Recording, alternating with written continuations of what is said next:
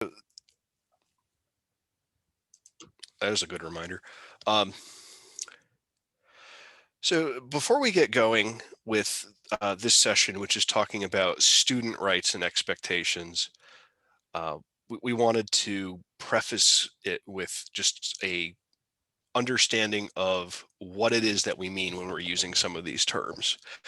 And one of the things that we do want to acknowledge is a lot of this stuff is a pretty big request. It's a big ask, so to speak. And we also acknowledge that some of the points that we're making can be a little hard to hear, because the truth of the matter is that while we do believe that the content of these courses does function as a cure to a lot of what ails SCA practices and a lot of the SCA issues in general, it is a bitter pill. And so swallowing it is not necessarily a pleasant thing. So with that disclaimer out of the way that we are defining ethics for the purposes of this class is behaviors and actions that comply with some system of shared principles for good. And good for us is dealing with outcomes that happen to people, the impact of actions on other people or yourself. They're motivated predominantly by benevolence, trying to do good things for others, um, actions and necessities that stem from a sense of duty or obligation to your fellows, um, that sort of thing. Gavin, some examples? So, I mean, in everyday life, we have examples of things that are ethics, things like the golden rule, treat others like you'd like to be treated. Physicians have the Hippocratic Oath, first do no harm. A lot of the Ten Commandments are ethical guidelines, for example. They're about how you act and behave, not how you think, not, what is going on internally in your head, but what you're doing and how you're behaving. Right? Don't murder, don't steal being very obvious examples. And that's one of the things that differentiates it from, say, morals, which are not about action and behaviors. That's kind of important things to really understand about ethics and what we mean in there. Yeah. So for the purpose of this class, ethical behavior has to promote the best outcomes possible for the students. It has to actively avoid physical or psychological harm to the students in the process of accomplishing that. And it also has to exist in a state of continuous improvement, meaning that you always have to do the best that you can, recognize that the best you can do is not going to be perfect, but always trying to get better about those things, because there's no such ethical situation where good enough and now I don't need to try anymore exists. You always have to be trying to get a little bit better than you were to the best of your ability. I think that one's one of the places people get stuck, because it's easy to just throw, like, you'll never be good enough, so therefore why try, is an attitude that people have a lot of the time. And that is, in our framing, an unethical stance. And the converse of that, of I've done all this, now I can stop, you're usually leaving something important out at that point. And for our considerations, we're thinking about things like basic respect for each other and basic decent treatment are very obvious. So we're not going into those things with too much detail, because from our perspective, those are sort of low-hanging fruit. And if we spend too much time addressing just be respectful to each other, that doesn't really result in actionable outcomes and direction for people to do. Because if you are a well-intentioned person, respect and decency are probably things you're already trying for, and we don't want to leave you without steps to be able to take. So, questions, I think, on all of that before we move on? All right. Make Yep. sure Okay. I saw the mic go off. So, okay. So, without further ado, what do new students have the right to expect when they show up to a class? so first and foremost, put yourself in the position of being someone who's a new student, new to fighting. They're just showing up to an SCA practice for the first time. Maybe they've heard about us on the internet, or their friend says, "Yeah, come to this thing." There's a lot of ways that people get there, um, but that's a very vulnerable position to be in as someone who's new, and so they do have a right to expect certain things. I think the first one is an instructor with professional integrity. Um, so like someone who is trying to show them how things work, what to do. And we'll probably harp on the what to do as a quote by the end of this classes today. But the other side of that person needs too. When we talked about being respectful is important, valuing people is important, but there's more to it. That person, the entire second hour is going to be talking about what we mean by professional, but they have to be trying to do their best, I think, is the short version for this hour. Yeah. And by that, we mean, making a genuine effort to give good instruction, not, uh,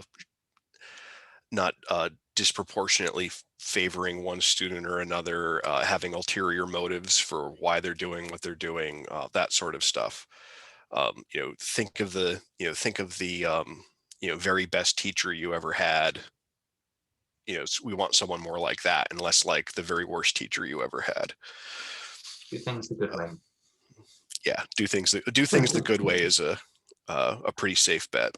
Um, so a new student should also have access to loaner gear that fits them, within some reasonable limits. If Andre the Giant shows up to your fighter practice and you don't have a jerkin big enough for him, that's reasonable. But On that front, that is a situation we've encountered. We had a guy who came to fencing practice, and they literally did not make masks large enough for his head. so in those sorts of extreme circumstances, you can only do what you can do. But when we're talking about loaner gear that fits, um, we also mean, you know, if you're going to have loaner masks, for example, there need to be masks that are size 4, and there need to be some masks that are size 3, because not everybody's head's the same size. There needs to be gorgets, for example, that are sized for necks that are 20 inches, but they also need to be sized for necks that are significantly smaller than that, or larger even if you can. Um, the gear should be kept in good condition so that it looks like it's safe and actually is safe. I think we can all, after a certain point, recall memories of loaner masks, for example, that were clearly somebody else's old mask that they didn't want to use anymore, so they're bent or rusty or things like that, and that makes a bad impression on people. Right. And it also puts them in a state of unease, unnecessarily, if we're giving them junk gear. I think an extension that's maybe even less subtle, and the SCA isn't great about, is it's not just that it has to look, in good condition and safe, but it also needs to not look ugly. Um, or it can't stink or be smelly or gross. I think there is a tendency even to joke about like putting the ugly stuff in loaner gear so it doesn't walk off, or putting newbies in, well, we leave it smelly so that they'll get their own gear. And that's bullying, is what that is. So Yeah, think of wash it your think of it stuff. as hazing. It's hazing, yeah. And you need to like clean your loaner gear. If you wouldn't want to wear it, why would you make someone else wear it if you're the person providing the loaner gear? Right. um, you know fairly straightforward to accomplish, but it is something that frequently gets overlooked and omitted. And yeah, the smaller sizes are the thing that I think easily get forgotten from that. Yeah. Especially if you're using like kind of hand-me-down stuff as loaner gear, because I have this big old skull, and so I don't have size 3 masks ever extra. But a practice should have at least one, so that people who show up, can have a mask that fits. Um, If you, so and just a side note, if you're the person that is in the position of getting the loan idea for your group, it may be worth considering keeping a fund that is not spent from that allocation. So if you do just have a fighter who shows up who's an extra small, you didn't buy that mask ahead of time, but the next week you could show up with one. right, that's a good point. Um, so the next thing that students should have a right to expect when they show up to a class or to a practice is that the information that they're receiving is accurate. And that's a critical thing that sounds obvious when I say it, but in reality, it's often not the case. And the reason that this is so important, above and beyond anything else, is that a new person showing up to a practice has no way of knowing whether or not they're receiving accurate information or not about anything. You know, um, because they have nothing to compare it against. So if someone shows up to a practice and they receive sort of um, if they receive instruction that is given to them in an authoritative way, like, here's how you stand, here's how you move, here's how you parry, and so forth. If that person is just passing along sort of a hodgepodge of things that they've come up with through the years, but they're speaking from a position of authority, they may be imparting incorrect information. They may be imparting information that's ultimately going to prove to be harmful. Uh, I mean, I'm certain everyone has a story of some absolutely ridiculous thing somebody in the SCA told them that was true. I'm trying to think of any good ones. I've been told that all of the historic fencing manuals burned in a fire, except one. yeah, none of them actually exist. Yeah. Um, I don't know if Uh, anyone else has good ones that they were yeah, told when they were new. yeah. But if a new person shows up and someone says something like that, or they misrepresent the rules, I've been in many authorizations where someone was flat out told the rules wrong, and that's no fun. I don't like failing people for that sort of thing, and certainly, I'm sure those people felt badly about having been told wrong, but it's not their fault necessarily. They didn't know better, even if they read the rules. They're trusting on their instructor to be interpreting them for them correctly. So accurate information is really important to have. And that information predominantly needs to be conveyed through planned instruction. If you are responsible for a class, uh, your students have a right to expect some sort of planning from you, meaning, you know, some sort of learning objective. And this doesn't need to be formal. It doesn't need to be, a full lesson plan that you submit to people. But if you've got a new person, that new person should expect to go to practice and come away having worked on something, critical and new to them, whether that is in the form of, footwork improvements, parries, disengages, any of those sorts of things. Those new people, especially for their first several months, should be building their fundamental skill sets every time they go to practice. And if they just show up and are, you know, handed gear and told to figure it out for themselves, that's an extremely disadvantageous situation for them, because they're ultimately not going to be able to figure it out for themselves. It's your first night at Fight Club. Fight doesn't necessarily provide the safest environment for a new person.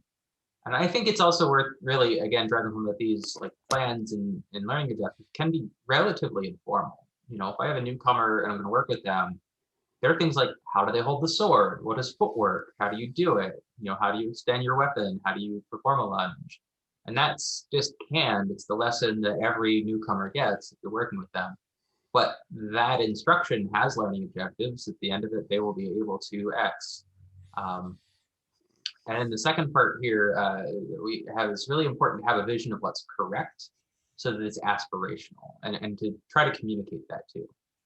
So it's not just, yeah, they'll be able to lunge, but like you have to know what a lunge looks like so that you can say, yes, you did a good job um, as the instructor. Yeah. And that also helps we say very frequently that a picture is worth 1,000 words. Well, think about how many words actually watching someone do it the way that you're supposed to do it, how many words of value that is. uh so having that essential, here's what I want you to do, here's what it's going to look like, and now you have something for comparative purposes. And new people, when they're trying to learn a skill, have the right to expect to go into a training environment and know what it is supposed to look like when they've done a good job. Imagine if you went into an art class or a math class or um, a foreign language class or anything, and the teacher told you to do something, and you said, can I see an example of what a finished product is supposed to look like? And they didn't provide that. um, that would be incredibly stressful. I'm getting a little bit of a sweat just thinking about being in that sort of situation. Just as a hypothetical, that would freak me out. um, And we'll discuss some of that type of anxiety in the third hour. yeah, yeah. um, there just needs to be planning, and there needs to be direction, and the students have a right to expect that. um, and because they need to feel like they're going somewhere with things. Because if everything is always haphazard, they may start to very easily feel like they're wasting their time, and to a large extent, they are wasting time. But the world that we live in now is one where the SCA is competing with many other types of hobbies, and a lot of those hobbies, will not have that sort of shortcoming. If I decide that I want to get into heavily into a video game or something like an online game, um, that's going to have clear objectives for me. It's going to have a clear vision of what I should be doing if I want to improve on it. um, and there will be probably professional players with YouTube channels that are giving tutorials all the time for things. And if you compare that with, hey, I show up and somebody hits me in the face with a sword a bunch and doesn't tell me what I need to do, and when they do tell me what I need to do, it's not helpful. That becomes a very easy choice. So, Um, yeah. and to go along with that, one of the things that students should also have a right to expect is direct attention from an instructor.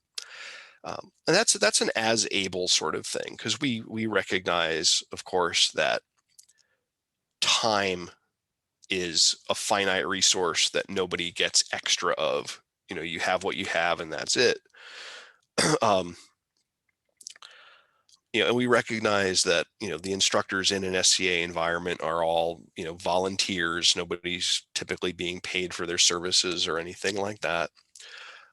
But when somebody is new, they should be able to expect somebody who is capable paying direct attention to them to get them past those early novice stages, and to get them to the point where they can start to require less oversight, require um, less direct instruction, and be able to do more purposeful practice and figure things out for themselves to a degree as they progress through their skill set. um, you know what we uh, what we often find is that people get kind of a couple of weeks of, here's some basic stance, here's a lunge, here's a parry, and then they're let go, and sort of abandoned far too early on their journey before they have those things fully ingrained. And that's where you see a lot of people who have, lunges that are going to end up hurting their knees, hurting their ankles, or um, hurting your dis- arm. disengages that are going to cause tendonitis in their wrists, that sort of thing. And it's not their fault. They've been practicing, but they never had enough of that one-on-one early on,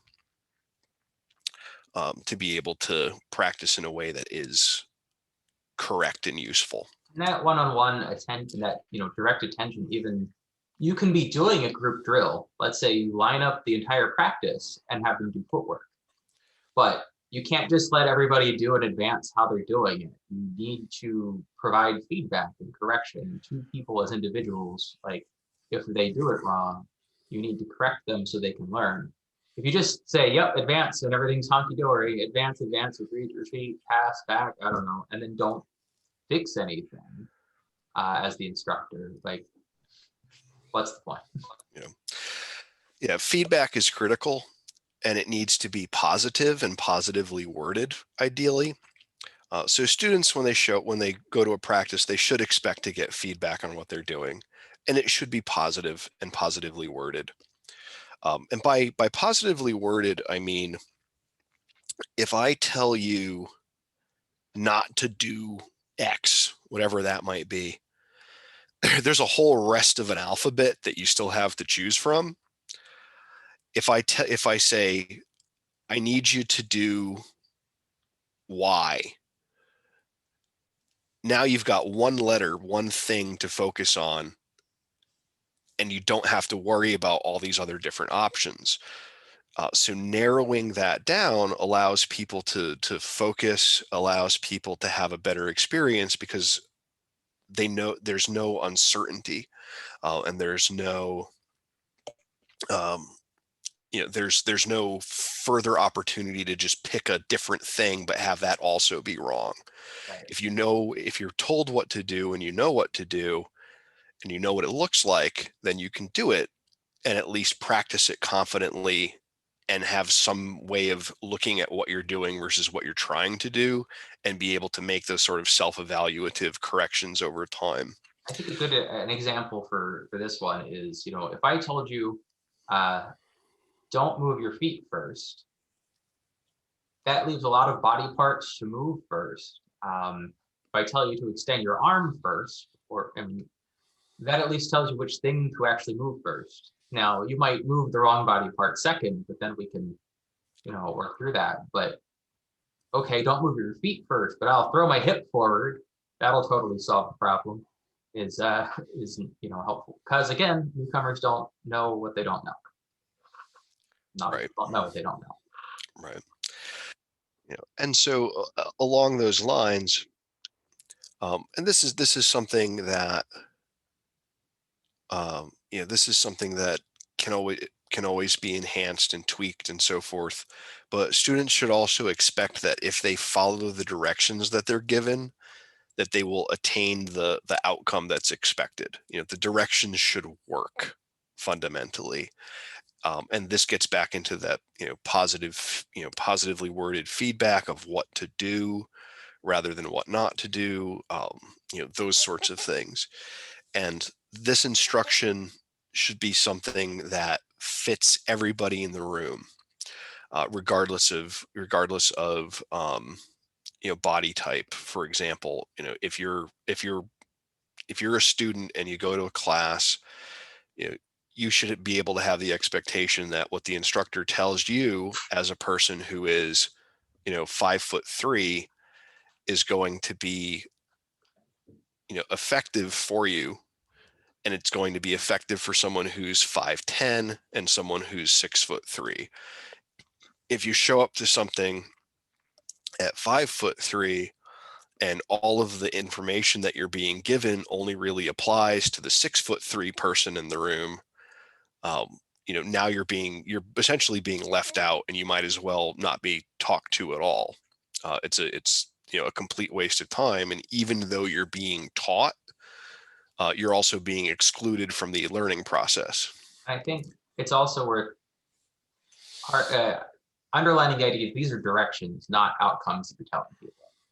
So there are common phrases in SCA training that are things like win more or be more aggressive Oh, that are not actually directions. They are outcomes of behavior, and you know, just gotta lunge faster is another one that's yeah. back to Take control of the fight is one of my control the fight. favorites. Like that means anything to anybody who needs that instruction. Those aren't directions; those are outcomes, and some of them are also inaccurate. So, like, that's not good instruction. Yeah. One of the differences I would say here is the difference between feedback and advice. Good feedback gives you, I know we say this a lot, but it gives you a clear sense of what to do, how to move and when. Whereas advice talks about and a thing that you should, an outcome, a thing you should aspire to, win more fights. That's not feedback. Be more aggressive is not really feedback because you don't know how to do that. Take control of the fight. Well, okay, how? Um, if people aren't being told what to do, uh, you're just leaving them out in the woods. And I do want to circle back to a point that I was making earlier about body types and things like that. People do have different bodies to a degree. I'll leave the degree to which that degree exists to Gavin because he's the one that has taught human anatomy. um, but people have a right to expect that their particularities will receive reasonable accommodations and modifications. So if just off the top of my head, people that I know, if somebody's got bad vision in one eye, it's reasonable to accommodate that person to help them with depth perception related issues. If somebody is particularly short, it's reasonable to adjust some strategies so maybe they're not doing um, you know sniping attacks at a very far distance, um, like a tall person could, because they're not going to be able to do that. um, I've got carpal tunnel, so there are certain things that just aren't available to me anymore. So you can make reasonable accommodations for those sorts of things. Um, the flip side of that, and which I will turn over to Gavin, is that you also need to realize that bodies aren't all that different. I mean, that sort of largely sums it up. There's a lot of focus on, well, my hips can't do that, or my body can't do that. And you'll watch people actually do the motion, but what they can't do is maintain it or perform it while fencing or do it automatically. And all of those are training concerns, not just that their leg doesn't work.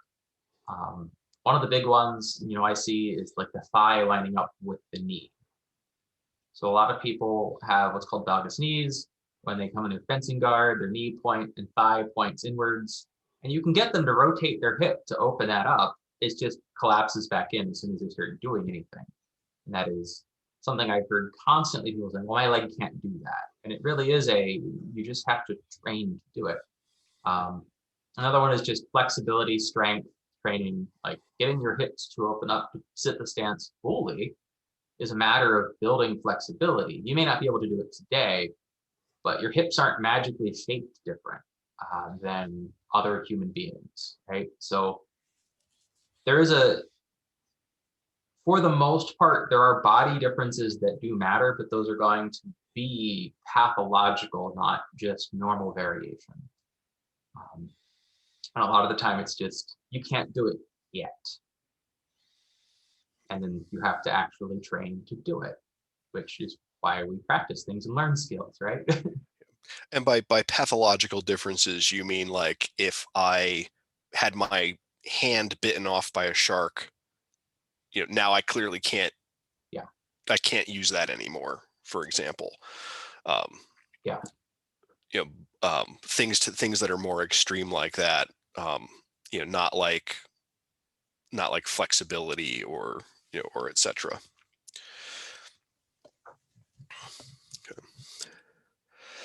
Um, so it's important to keep in mind that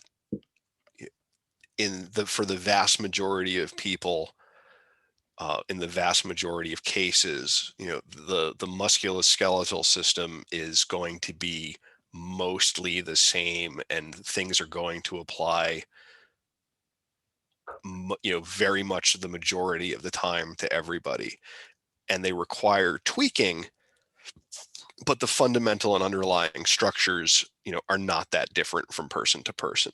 And I think it's also worth pointing out just here, because this isn't really the teaching section, but I think the audience for this class is kind of people trying to teach better, um, is that you can get too nitty gritty on anatomical detail, and that can be wrong for applying. There are principles of body movement that apply, but you shouldn't be out there with a protractor saying like your rear leg needs to be at 90 degrees and 87 degrees is unacceptable, right?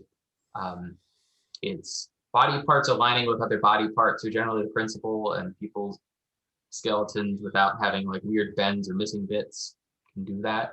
Um, but sometimes people get hyper focused even in their instruction that you're going to be at this angle and this is it, and they're trying to move the wrong body parts to fit the image while messing up the alignment. Like I see a lot of people get too strict on that rear foot position, while then they don't line the knee up because the range of motion isn't there yet to line the knee up and have that angle, and they focus on the foot angle, not the knee.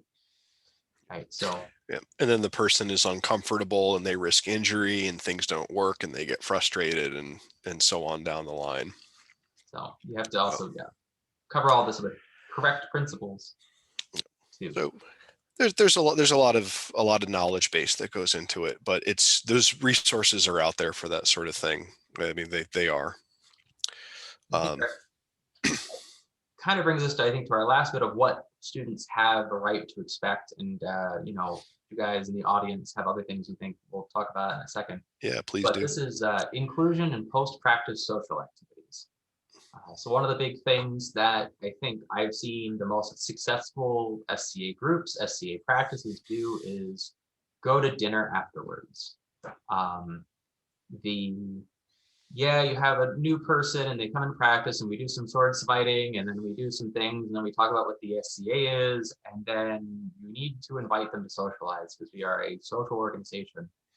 Um, and that is, so Talia, I'm not certain I understand. I just saw your comment in the chat, but, That was from a while ago. oh, okay. I Yeah, missed it too. I can explain it at the Sure. end, Okay. but it was for Please something do. that we're no longer talking about. All right. Sorry. So this including them in the social activities, number one, because if you want to learn to just sword fight and not hang out with the people that are in the SCA, there are other organizations that you'll go do. The people are really why a lot of people are here. And if they don't feel like they're included in the social structure, we can be very hard to break into because we have friendships that have lasted 20 years, and so two friends that are 20 from 20 years ago are chatting, and a newcomer tries to break into that by going, "Hey guys," like that's a very hard position to be in. So bringing them into a setting of like dinner afterwards is really one of the lower stakes ways to do it, especially if it's a restaurant and not a bar, because not everyone drinks. Um, and really, it gets weird to even be like, yes, we're all going back to my house for a thing. On especially for very new people because they don't know you. So like a restaurant's fairly neutral territory, so to Right. speak. Um, but also be mindful that not everyone is going to afford to go out to dinner. And if they, a newcomer comes to your practice, doesn't want to join you for dinner, like, don't get weird about them at that point either. Yeah, if you're thinking about going someplace, go someplace that is, accessible, um, to a wide, and that can be also something else to consider for that is there are certain restaurants where if you are, a vegetarian, for example, you just can't get any food. Um, so try to pick something that is, within, reasonable distance from the site if possible, but also something that is, on the affordable side and has some degree of menu diversity. So that if somebody does have, a food allergy or, or is a vegetarian or, uh, has, the gluten allergy or something like that, they'll actually have some options. Um, ice cream, like an ice cream place is often safe because, even if Absolutely. somebody's lactose intolerant, that's pretty manageable and usually not too expensive. And people like ice cream typically. Yeah, a lot of them have like popsicles or sherbets or something too. Yeah, there's something, So, um, so one of the really important things, though, we have this in bold in our notes, is that it is vital to do all of these things. And it is more important to be checking all of these boxes as if they're binary characteristics than to do any of them well while not doing any single one of these. And that may not have been the most clear way of wording that, but uh, if you're doing like one of these really, really well, but you're just missing some, you're not effective as just doing all of them, but doing all of them kind of poorly. it's better to be at a C plus in every single category than to have A's in some and F's in others. It's there because as soon as there's a failure in any of these, um, the the pyramid that you're building loses its base and can topple. So, like for example, if you've got great loaner gear, but you just are telling your students things that are actually false, the practice isn't going to be very good for them. If you have great instruction, great gear, you invite everyone out for dinner, but your instructor is trying to pick up all the newcomers and using it as a dating pool, you're going to have problems. If you are simply trying to teach tall people to snipe people from 8 feet away, and someone who's shorter shows up, you aren't going to be able to be an effective instructor for them. It all falls apart. Missing any one of these makes it all fall apart. If you buy them dinner but give them loaner gear that smells like it came out of a dumpster, it's not going to go well.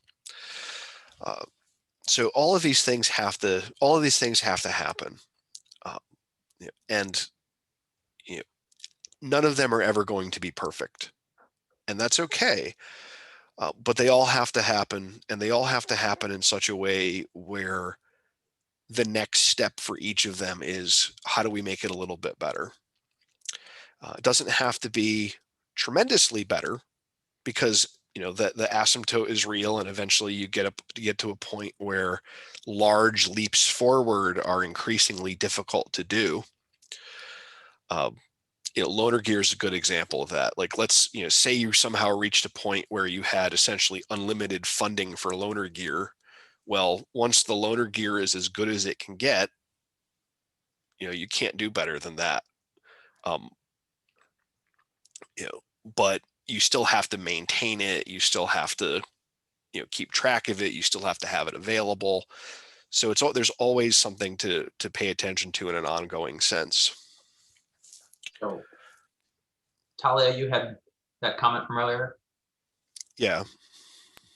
Yeah, so that was an example of general feedback that is not very helpful, because I was told after, I think about that I never lied to the person. And I believe, because it also wasn't fully clear what either what I should do to fix it or what it was.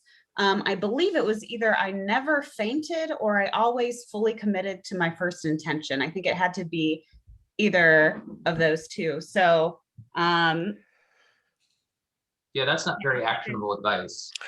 yeah. So I'm going to respond to that thusly. um, uh, yeah, that's an excellent example of advice that is not helpful. It's not positively worded. It doesn't tell you what to do. And it certainly wasn't very clear, since you're speculating on what the person's intent was rather than, able to say, oh, that's, they wanted me to do such and such a thing.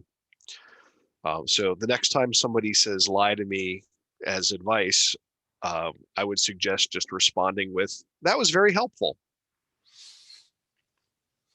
All right. So now we're going to flip this around and talk about the obligations that students have. Because There are some. Yeah. They're certainly not in the power dynamic that's created. They're not in the powerful position, but they do have some obligations. And I'm going to start this off. There's a lovely quote in Manciolino's manual from the 1520s, and it's in like the first page of this manual, second page. Actually, it's right after his to the Duke that I made this for. It's in his first page, and it says, "All I ask from my students are three things: respect, faith, and remuneration. Respect because I am their teacher. Faith because, as the philosopher says, it is something a student owes his master. And just remuneration because, as Cicero wrote, it is something without which the arts would wither. If I can call myself satisfied on these 3 points, why waste additional time on anything else while I can do some good with this work?"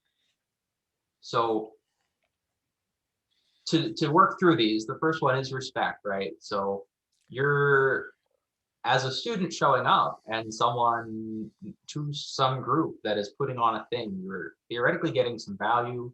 You may be borrowing equipment. So, you shouldn't break the equipment.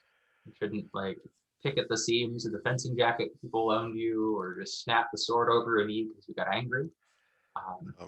If you make the loaner gear stink, you should maybe consider washing it and returning it. I don't want to count how many full sets of loaner gear I've lost in the last 20 years by people just walking off with pieces and never coming back. If you are a student in a class, follow the instructions to the best of your ability. Don't be disruptive. Pay attention. Let the teacher teach. I think that kind of extends into faith. Yeah. A lot of, as an instructor in the SCA, I find a massive amount of time spent arguing with people who showed up to my class for some reason.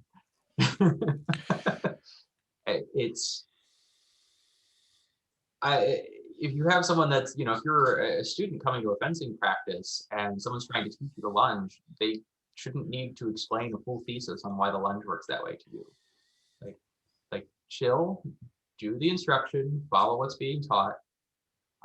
Even one of the big ones is people who try to do the next step in a drill while you're trying to teach, like do A, and then they do A, B, C, and then go, well, this wouldn't work because then that's terribly disrespectful. It's very, very rude, and it can be extremely dangerous. It's one of my pet peeves.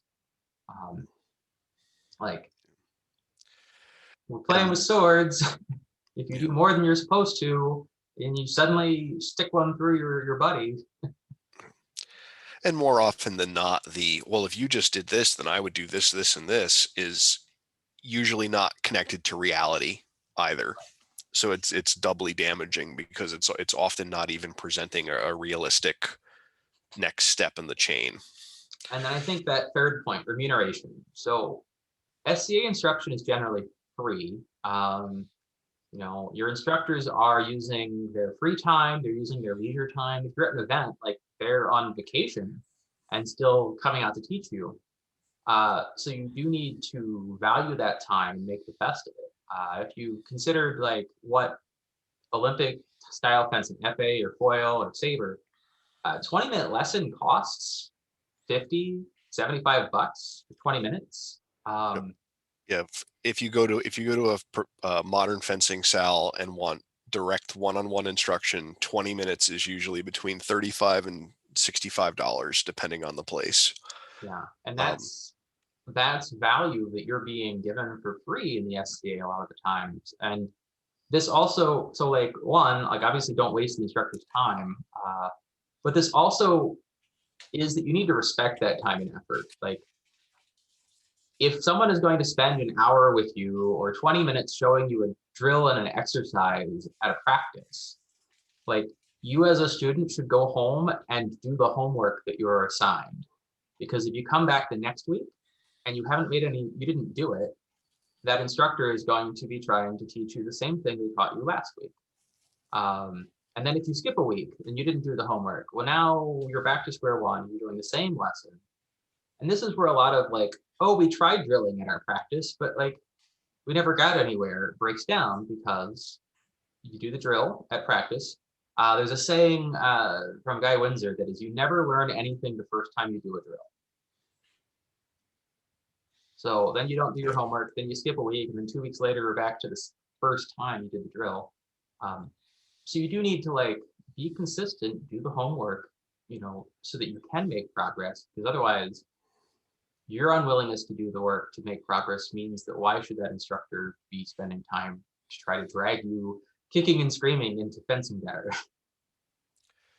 yeah, and that's something that I think gets overlooked a lot in discussions about teaching and student dynamics, is that the students do have an obligation to be good students for the teachers, um, because the teachers are people too, and their time and effort also needs to be valued and treated as equally valuable.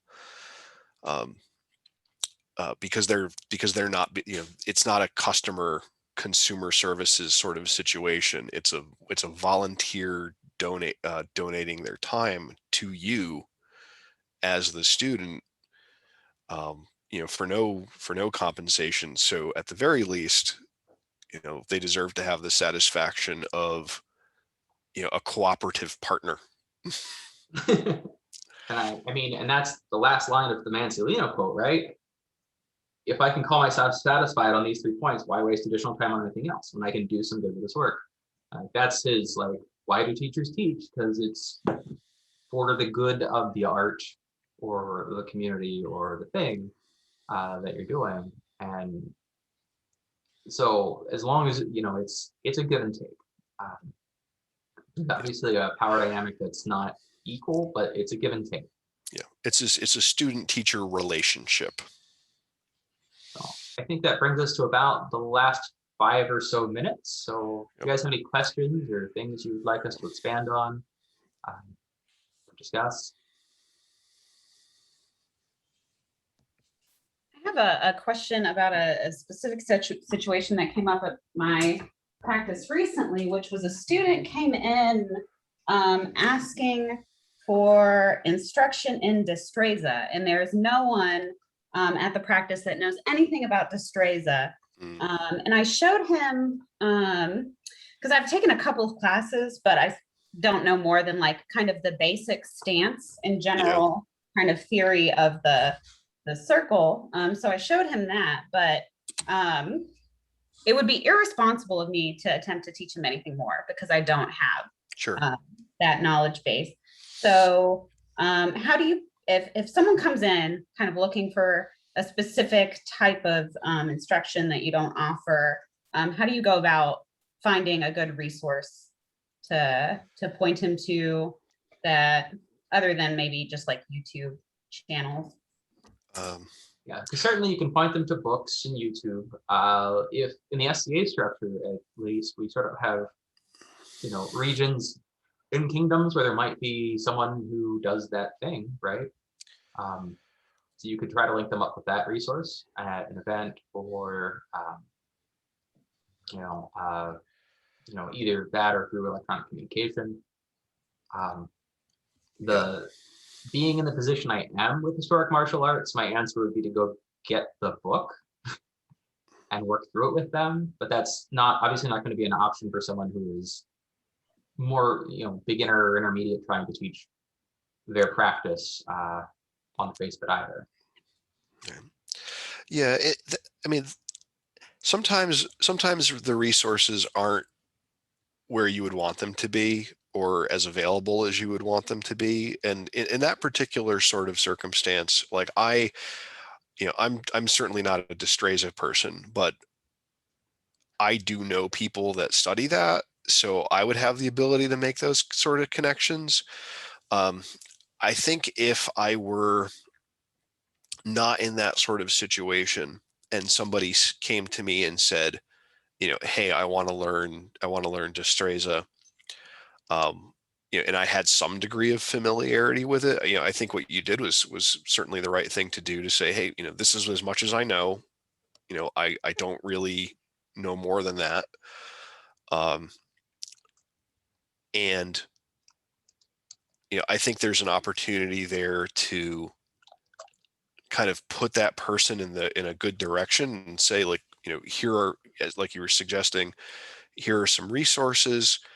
Um, what do you could find out to what degree they are invested in that, because if you are interested in dysprasia and they are interested in dysprasia, and you do have access to some resources, that can become like a work group sort of situation. It doesn't necessarily always have to default to a teacher student, um, with with those sorts of things. You can get to a situation that's very healthy and very productive with having two people who are both interested in the same subject matter, working from the same resources and kind of working together to figure things out. Um, I don't know if that specifically applies to this situation, but I think there's almost always a way to direct enthusiasm and energy to a productive end. And so not knowing a clear answer, I think a person can always figure out a helpful direction to move in. It sounds like you were, doing that. Yeah, I think the workshop model might work best. 'Cause I suggested, I was like, well, a lot of times when there's not something in an area and one person is interested, they'll become the dysprasia guy. So maybe you could be the dysprasia guy. And he seemed a little overwhelmed at solo becoming the dysprasia guy, but I think he would probably be interested in workshopping things. Yeah.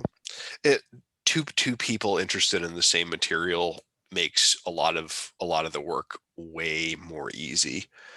I got into Italian rapier as like the only one who was interested in it, um, at the time, and it was more challenging to not have anybody to really bounce stuff off of for a long time. Yeah, and I have a lot of people in my area who are interested in doing 133, and so I'm going to be starting a workshop with them, and we'll work through the book. Even though in the my experience and the other member of the Order of Defense's experience and other systems are definitely going to put us in a teaching role in that workshop, it's still newish to us too.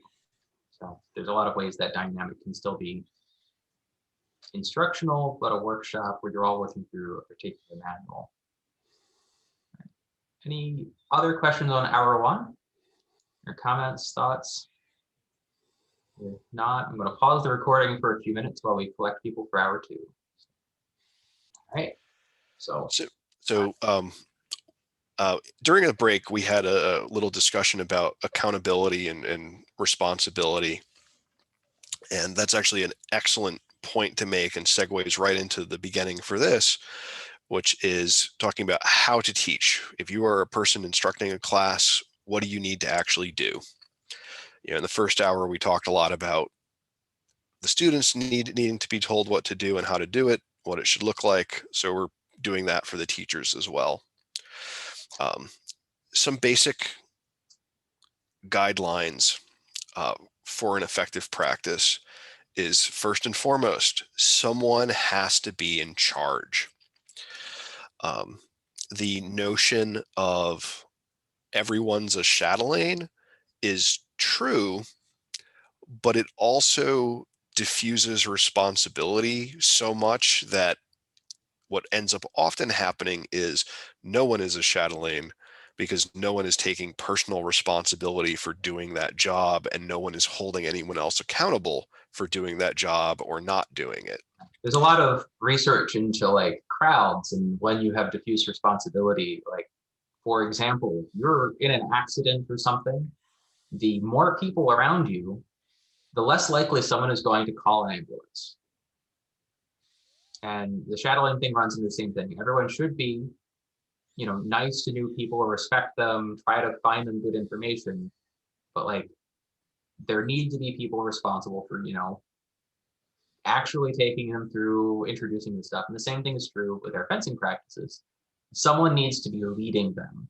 It can't be a gaggle of people standing around and kind of sword fighting sometimes and then going back to talking, because then it's easy for a new person or a student who's kind of new to just show up, stand there, have no one talk to them, watch you for a little while, and then wander off. The other problem is that if you are trying to be an ethical instructor, which hopefully you are because you're taking this class, what happens when someone else who isn't tries to take charge? That's really key too. So you're both trying to make sure the right thing happens is important, but you're also trying to prevent the bad thing happening by someone being in charge. A lot of our problems in the SCA do stem from people not being told to leave when when they do bad things. We were also talking about code of conduct in the break, and that's exactly the problem. There is no one's willing to be that kind of responsibility in a lot of the settings of our organization. So the next basic thing as a guideline that you need to be doing as an instructor is you need to provide your instruction with positive wording. So tell people what to do. Don't tell them what not to do.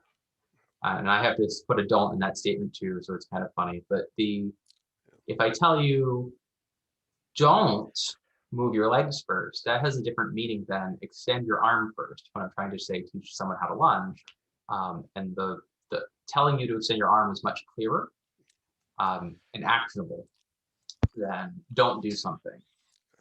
And we are going to delve into a little more detail there during this class because positively worded instruction is necessary, but it also needs to be actionable and meaningful. So if I say, I'm going to attack your face and you need to block, that's telling them what to do, but there's also levels beyond that in terms of how to do it in specific contexts and things like that. So there is some greater level of detail there beyond just positively worded feedback. So it's not just, and that we talked about this in the first hour to some extent as well, but that's a good example of block my attack. That's kind of an outcome. It's not really what to do to achieve that outcome. Because while many people will figure out in some sense, oh, I'm going to fling my sword up here, the likelihood of them spontaneously arriving at the ideal way to parry that attack is slim to none. So just quick examples. Worst form of feedback on that one or instruction there is don't get stabbed in the face. Slightly better is block. And the correct way is when I do X, move your sword like this so that it prevents me from hitting you in the face. Right? Those are three different ways to say the same thing, and one of those is a good instruction.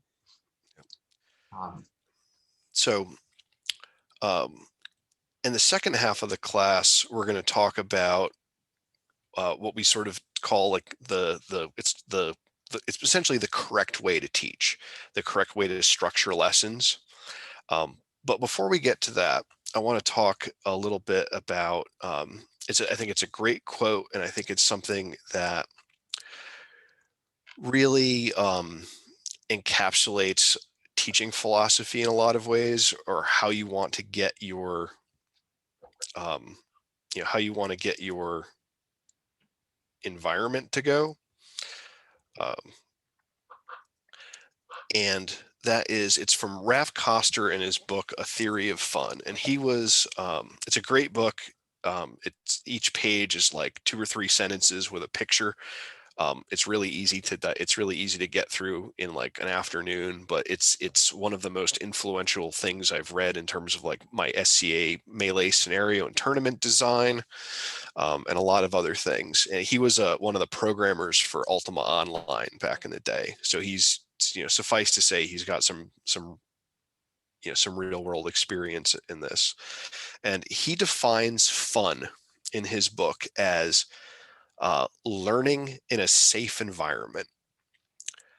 And so, one thing that I want, if I can impart nothing else, to the audience here, please don't ever tell people it's supposed to be fun if they're not having a good time, because if they're not having fun, one of two things isn't happening for them. If they're not having fun, they're either not learning or they don't feel safe. So if somebody's not having a good time, there's a significant failure, and it's wrong to put it on them. It's wrong. And I'll say that directly without any dissembling. It is wrong to do that. So, um, so this needs to be addressed and thought about in multiple different ways. Um, from the safety perspective, their physical safety needs to be attended to if you're the teacher. That means, making sure that the calibration at the practice is acceptable. If you've got somebody whose primary form of attack is to cock their arm back and then jump forward, swinging an overhand right with their sword, um, that person needs to be dealt with. They can hopefully be reformed and corrected, because they may not be doing it intentionally or knowing that it's such a problem, but that can't be allowed to slide, because it does put other people in harm's way. Additionally, in physical safety, the equipment needs to be safe and maintained. We talked about that a little in the last hour. Yeah. Like, if you have loaner gear, it needs to look and be safe. Right. And Swords so, and together. sometimes that involves, just being, really meticulous about checking in on everybody's gear too, if you're the marshal. Because, sometimes, and I've seen this, sometimes you get somebody who insist that their gear is okay, and you can look at them and know that it's not, and then nobody wants to really fight. Excuse me, nobody wants to fight them because they feel uncomfortable doing it. I don't necessarily want to fight somebody if their sword is covered in rust, because it's gonna get on me, get on my clothes and my gear, or if I get scraped, I'm gonna have, I'm gonna be nervous about getting, you know, an infection of some kind. Um, so part of that physical safety is having those clear expectations, and that can include, telling them how to lunge. Telling people how to lunge is a huge safety boon, because if you do it right, arm first, etc., follow that process, the likelihood of a really hard hit drops significantly. So some of these teaching techniques that teach good fencing also double as safety measures. Uh, if I put my arm out first and then lunge, um, you know, I might leave a bruise on you, but I'm not going to do real harm. If I cock my arm back and throw a punch and put my hip into it when I do, and rotate my spine and hit you with the tip of my sword, um, I guarantee if I do that to somebody more than a handful of times, I'll break bones. So the correct way to do things is also a safety feature, and that kind of thing needs to be attended to if you're the instructor. Yeah. Last big one is people fighting within the rules. Like, this is one of the big things that allows us to have fighting is that we all are operating within a boundary that the rules as we believe them are being expected and followed. One of my, it's sometimes as an instructor very tricky with new fighters who aren't familiar with the rules because they'll do some crazy stuff on you. I know some people as instructors will wear extra protection to fight new fighters. I've had my wrist yanked pretty hard by someone who didn't, in our first few descriptions of it, didn't quite get into like, blade grasping is okay, but don't grab, twist, yank, right? So that can lead to uncertainty. A lot of anxiety at wars, like Penzic, is different kingdoms have different expectations of what the rules are or different interpretations. And so, and since I think most of you are in Atlantia, Atlantia goes out in the melee field and you're allowed to like run up to like contact and hit people while you're running as long as you don't hit too hard. And other kingdoms like ban running entirely. So they're sitting there thinking they're not allowed to run and hit me, and you're going to hit me real hard, so they call a hold while you're like, I'm just following the rules. As I know them. As I know them. And so that leads to a lot of angst and anxiety and frustration at wars. And it's the same reason that people need to know that we're all fighting for the same reason in the same way. And that's really about them thinking about their physical safety. It's not fun for, you think you're allowed to run and you get called and scolded. That's not fun, but it's also not fun to be like, holy shit, that big dude is gonna hurt me. Barreling down on me. And that's why Dante got in trouble for walking scary once. That did happen. I was called into a marshal's court for advancing in a frightening way, despite not having come within 15 feet of any opponents. Yeah. It didn't go very far, but still, it did happen. So yeah, it's really important to respect and really ensure that people are physically safe and that they feel physically safe in your practice. Yeah. The next big, I was going to move on to the next big sort of safety thing is emotional. It can be scary to go meet a new group of people, to show up in a group that already knows each other and you don't know anyone, to try to do something you've never done before. And if you show up to practice and they put gear on you and throw you out to fight Dante, and Dante doesn't know you're a newcomer, or maybe Dante's a jerk and he just beats you, not beats you up, but beats you repeatedly, and no one told you how to sword fight, that's not going to be fun for you, and it's going to hurt. You're going to feel embarrassed. You're going to feel anxious about that. That's emotionally not being safe. Another thing is that sometimes people mock new fighters for their failures, or even intermediate fighters. And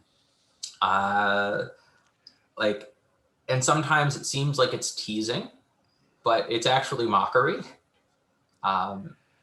And people are going to feel like they're being judged. Yeah, a good guideline with that is, this is far from perfect because everybody's different, but like if you're gonna tease somebody, it needs to be somebody that there's a degree of friendship and connection there. Like, don't tease new people, pretty much at all, unless you've pretty much don't tease new people at all. There may be some very, innocuous ways to do it, but you need to be very, very careful. If Gavin and I tease each other or even outright mock each other, like, we don't care. I've known him for, 10 plus years. It's like we've he's been over to my house, we've gone out to dinner, etc. That sort of connection and familiarity can't be just assumed for a new person, because they're not going to necessarily know that you're trying to be friendly. Even some things that are, I think, having lived in Atlantia, like field awareness scholar can be seen as mocking if that scholar does not know that that is a meme. Yeah, it comes it's the 6 more months, right? That sort of that's if I say that to one of my good friends who I have known for 10 years or more, who has, come up through the same system as me and went through everything. And, and if I make that kind of joke to somebody that I know well, it's very different than if I make that sort of same joke to somebody who, I've only interacted with a handful of times, and is out there, as a relatively newer person, because it's power dynamics. I'm a master of defense. I've been, doing this for 20 years. Um, I can't talk to a brand new fighter the same way that I would talk to one of the other, masters of defense who I have known for 20 years. It's a different dynamic. And people just need to, if you're in a teaching role, if you're in one of those authority positions, you have to realize that that sets you apart from the people that you're teaching to a meaningful degree. And you have to be mindful of that. And then the other really big, scary aspect of the emotional safety is that when people are asked to do something without clear guidance, that is extremely stressful. This is like, again, third hour is going to have a lot of discussion of how that is like Very, very bad. existentially anxiety causing. But Um, yeah, but it's essentially, imagine showing up to, a calculus class, on your first day and being given a quiz so that the teacher can just, see what you know. Some people are going to be okay with that. Some people are going to tailspin.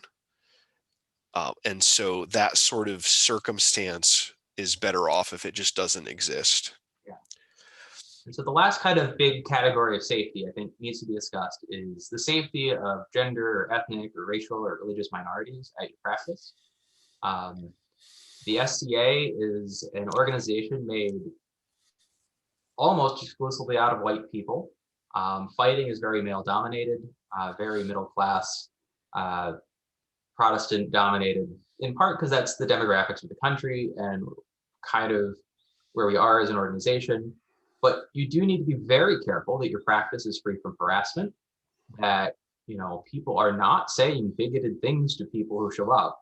Like that's literally a thing that happens at SCA practices. We don't like talk about it, but it does. Is the location welcoming to all? I don't think it's a great idea to hold your practice at Robert E. Lee Elementary School or Nathan Bedford Forest High School. It's not going to go well, Yeah. and Yeah. that is going to put people off, or they're going to think that they're in an unsafe place. That, well, yeah, we're at practice, but there's a giant Confederate flag painted on the wall. Like, are they physically safe is a question they're going to be asking, but like that's not welcoming. Right. But And as a related point, the Carmere practice for a couple of years was at a thrift store called Diversity, and it had a rainbow colored disco ball on the ceiling, and was similarly accoutramented throughout the whole thing. It had restrooms available for everybody. There were all those sorts of things. Now, obviously, not everybody is going to have access to that particular sort of site, but you know, be mindful with with how those sorts of things can happen. Sometimes without even realizing it. Like one of the um, one of the Facebook groups out there, it's rapierists. It's a very good group for historical fencing, but their banner like a year or two ago, they just set the banner to being some swords over a rainbow flag as the page. So every single person who joins that page sees that first. And so now they have a good understanding of, okay, the admins are, good for that. Um, and so now they know that there's going to be a support in place, certain behaviors that are going to be encouraged versus discouraged. And it didn't take any real effort on the admin's part. They just made a conscious decision to demonstrate that they were, going to be supportive and welcoming, uh, and compare that to, as in Gavin's example, if you go to a place that has, Confederate flags everywhere, you're creating a different environment. Even if you're not intending to, even if you don't share those values, you're still creating that problem for people. And the slightly less obvious can also be about like, even if all of those very obvious things aren't happening, you can still be like, I live in a very racially divided city. Our practices happen in like super white suburbia, and that isn't really equitable either, um, because of how the city's history works, and it's not great. But like, that is also a hurdle, and you can create like, there are places where minorities aren't really welcome to even be in the neighborhood, and like, that's not something that, me as a white dude may notice, and our practices are in one of those places, and that's not great. um, but like, be mindful of these things if you're trying to build a safe environment. Yeah. And it can, you know, sometimes you have to be, address one thing at a time. But these are critical things to keep in mind. Um, and again, you're probably never going to be able to make anything perfect, but but if you don't pay attention to all these different aspects, you can get into a situation where, you've uh, unjustifiably driven off people. And I mean, from your behavior, not from their perspective. From their perspective, it's totally justified to not want to show up to a place that makes them feel like they're not welcome. Because who would want that? And I see a comment Ishmael made, that his practice is at a synagogue, and some people have said that having the site there makes them feel like it's a more comfortable place to be. So yeah, that's great. Um, that's great. So safety is important. The other thing is, if they're not learning, right? So fun, learning in a safe environment. So learning has to be occurring, right? It needs to have clear goals. It needs to be challenging. We're going to talk about this in a second. We need to kind of move through this quick so we can get to the algorithm.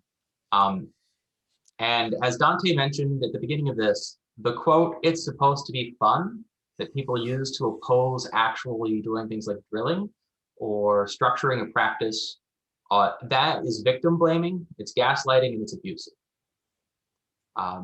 Like, if people aren't having fun, it is because there is a fundamental flaw in either the way your practice is structured, because people aren't learning, they're not making progress, and they're getting frustrated by banging their head against the wall, or like we mentioned, they're not feeling safe. So, any questions on that part or comments? All right, so I think we need to then talk about, how do you teach? What is a good way? And we have this kind of, I'm going to call it the algorithm, as a very basic pattern. I'm just going to list the key points first, and then we're going to go through them, because I think we can get lost in the weeds and you'll forget what these were. But number one is that you, as an instructor, need to set high expectations. Number two, you need to demonstrate a sincere belief that students can meet those expectations. Number three, you need to show them how to do so. Number four, you need to provide positive feedback. And number five, you have to reassess. And then as you go through each skill, you're just going to cycle through this algorithm piece by piece by piece, until they're really good at sword fighting.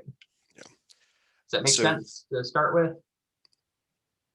All right. Okay. So for each of those, to dig into each one a little more deeply, setting high expectations is a necessary thing to do as a teacher, because people are going to consistently rise or sink to the level of their expectations. If you, as the teacher, allow a bad environment, for whatever definition of bad you want to use there, if you allow that, that's essentially the same as encouraging it, because things will fall to that level. if you set expectations very high for people and then give them, this is critical, give them the tools they need to succeed, they will reach those expectations. You know, I have, very high expectations for my fencing students when I'm training them, but I also tell them exactly what they need to do to meet those expectations and how to do those things, and, lo and behold, I have a pretty good track record of success. Um, Alternatively, you know, I could, I could say, well, this is good enough, and if you want to do better, you can, and that's going to do a disservice to everyone that I am around. Um, there's there is a lot of I see a lot of talk in favor of, sort of like um, letting students take charge over what they're learning or how they're learning it, and they usually don't know what they need to do or how they need to do it or what even is going to work best for them. Um, One of the, just as a quick aside, one of the things that um, always drives me nuts is hearing somebody who is not a teacher ask somebody who is their student about like their learning style or something like that, because learning styles aren't real. That's been very heavily debunked, quite a bit. So it's it's the wrong question to ask, and you're not going to get a useful answer from it. So high expectations are really all about making sure that everything is happening the way that it needs to, and making sure that everybody is committed to improvement, including you. I If think you're the teacher, you need to set high expectations for yourself as well. it's important to also point out what you're saying if you're not setting high expectations of students. You're telling them you don't believe in them. Yep. Or and that you don't care. Yeah. And again, think about the best teacher you ever had, and think about how much it mattered to you that they cared about you and how much you wanted to make them proud of you. And then think about the worst teacher you ever had and how little their opinion meant and how little of themselves they offered. Um, So this couples right into demonstrating a sincere belief that your students can meet your expectations, right? Like, hey, we're going to learn how to do this thing. I know right now this seems daunting, but we're going to work through it together, and you know, you'll totally be able to succeed. Is essentially the script for that. But they also have to believe you. You can't be mocking them, obviously. Uh, Not the but time for sarcasm. it's not the time for sarcasm. You Uh, can do this. Like, no, don't even play. When you're talking about reinforcing somebody's faith in themselves, it's not a time to play around. And this sincere belief thing is something that shows up a lot. There are a lot of fencers out there in Atlanta, at the scholar level, at the free scholar level, and I'll even say at the white scarf level, uh, who have essentially been, sort of dismissed from the consciousness, and are people have decided that they're not going to meet those expectations, and they sort of are left adrift. And it's a lot of people, and it's very frustrating to me, because I know for a fact that given proper instruction, everybody can get a lot better than they are. Everybody doesn't have the same end point in terms of their potential, but everybody can get much, much better than wherever they are today. Much, much, much better. Um, so untapped potential makes me very sad. Um, and so one of the ways to tap into that potential, and we talked about this a little bit in the last hour too, is showing them what to do. Show them how to do whatever those expectations are. And this is hard. This is the hard part of the teaching, the hardest part, I think, of the teaching process, is showing people what to do so that they can replicate those skills in the context in which they need to be done.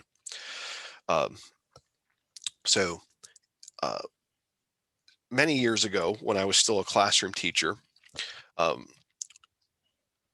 me and someone who ended up as a runner-up for the uh, Virginia Teacher of the Year put together a skills-based lesson plan for English, and it works for everything. It works for any sort of skill.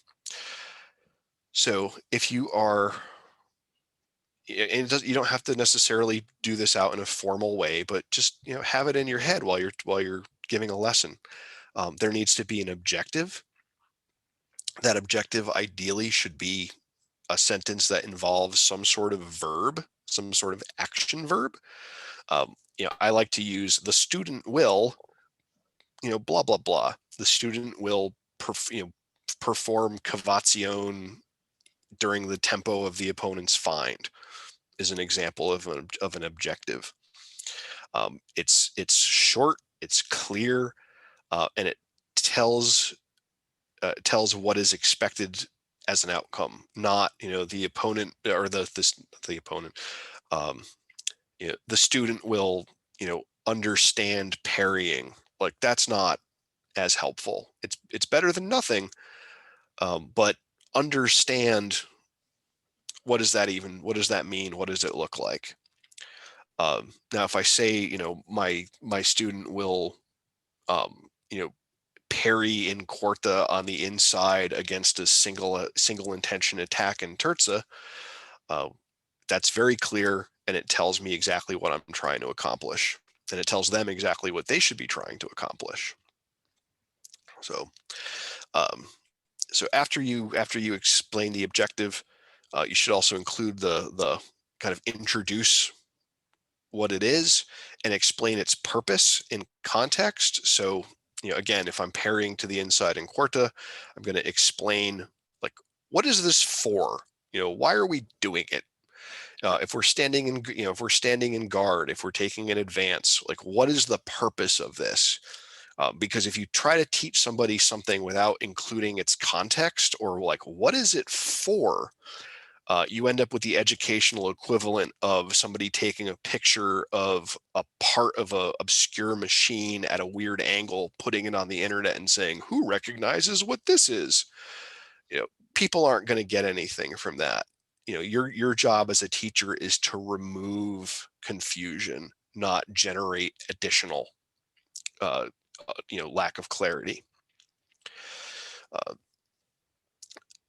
After you've introduced the concept, you should demonstrate it so that they see what it's supposed to look like. One of the things that I think is a major pitfall that we see in SCA practices is that people are very unwilling to say that there are right answers and wrong answers to things. There may be multiple right answers. One of the best examples I have for that is Fabris says avoid blade contact, because if you touch your opponent's sword, they get a lot of information about what you're doing. And Thibaut, a contemporary fencing master who also has a comparably strong reputation, says you should have lots of blade contact, because that way you get information from your opponent's sword. So they're giving completely contradictory answers for the same reason.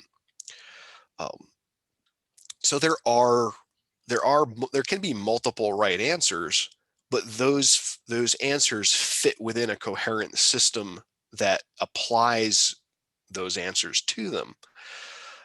Some things are just wrong. Lunging by moving your feet first and then extending your arm after your foot has landed is just wrong. So you have to show people how to do things the right way, and then let them practice through what we called guided practice. So before you move on, I also want to add another pitfall in the demonstration step. Sure. Is that when you demonstrate it, you actually need to do what you described. The number of YouTube videos where Oh, someone says, extend your arm before moving your body when lunging, that is immediately followed by them not doing that at all 3 seconds later, is almost every single Italian rapier video on the internet. that is an excellent point. Something that sounds like it should go without saying, but certainly does need to be said. Thank you. Uh, so when you move on to the guided practice, so there's a way that people learn best.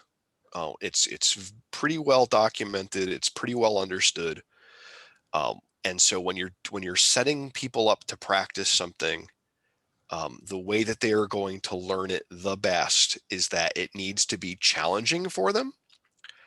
It needs to be challenging for them in a way that is a little bit too hard for them to get right away. So they have to go into it um, a little bit unequipped, and they're going to fail at it at first. When they do fail at it, you correct them, you tell them what to do differently, positive feedback, and then they repeat the process. And then eventually they get it right, and you act really enthusiastic and excited about them having gotten it right. And then they repeat it until it's time to move on to something else. Uh, if you give them something that they can already do, they are not going to, they're not actually going to really learn much. They're a critical component to the learning process is that the students are given something with which they will struggle, and they need to be allowed to struggle just long enough to get some of those failures in so that they understand, so that the correction works and sets them in the right direction. Um, it has to do with memory. It has to do with the amount of attention that somebody is giving to the process as they work through it. Um, things that are very easy that you can do automatically. Uh, just you engage with them differently, and you don't pay attention to them very much. I have now at this point in my life tied my shoes many thousands of times. I don't think about it, and I'm certainly not even cognizant of what I'm doing because when I'm doing it because it's so easy at this point. Without struggle, there is no growth. And I've seen it said that you should essentially, I mean, to put numbers to this, be aiming for keeping the difficulty such that the student is failing about 20% of the time. Yeah, that's reasonable. Yeah, 100% of the time is too much. Yeah, it needs to be a little bit too hard for them to get perfectly, not so hard that it's impossible. Um, you know, and while this is happening, you should be there for them. You should be there observing and correcting, because the next step is individual practice. So that would be when, not necessarily free sparring, although that is one type of individual practice. It could also be, okay, so everybody pair up. Partner A, you are going to only throw attacks to the the upper body, every just above the waist, inside and outside lines. And partner B, you're just going to worry about parrying to the inside and outside lines. And then do a riposte if you want to add other things. You can add stuff to that, but now they're practicing the parry that you were teaching them earlier, and it's in a dynamic environment, so it feels more like a fight, and it has that level of additional challenge to keep people engaged. um, but you're also not turning them loose to say, okay, we just practiced parries to our upper body on the inside line, go spar and hand pick each other. With that this sort of disconnection, there's no opportunity to learn the action in context. Um, and while they are doing the individual practice, you need to be assessing who's doing it well and who needs advice and improvements. It's important to keep in mind that this should be formative. not summative, meaning you're assessing them so that you understand how to help them get better in the next interaction that you have, not to judge them and say, oh, well, you've failed at this, and now it's all over.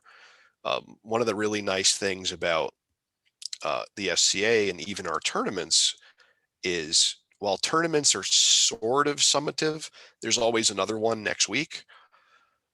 So everything can be treated in a formative way. And so, so no matter what happens at an individual event, you can treat that as a step in your learning process and a step in their learning process.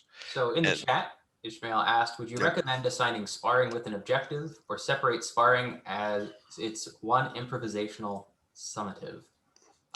So, or own improvisational summative. improvisational summative. So personally, sparring with an objective is a somewhat advanced student skill set. There's a lot you have to cover before that is helpful. Mhm. And a lot of the space there for sparring with an objective should be with the instructor. Yeah. You can make people drill as the instructor without them knowing it's a drill. One of the things that I do, for instance, let's say we're talking just getting a very new person to like actually lunge at an opening or to defend themselves by, say, extending their arm, is we're fighting, but I'm going to do stupid shit like,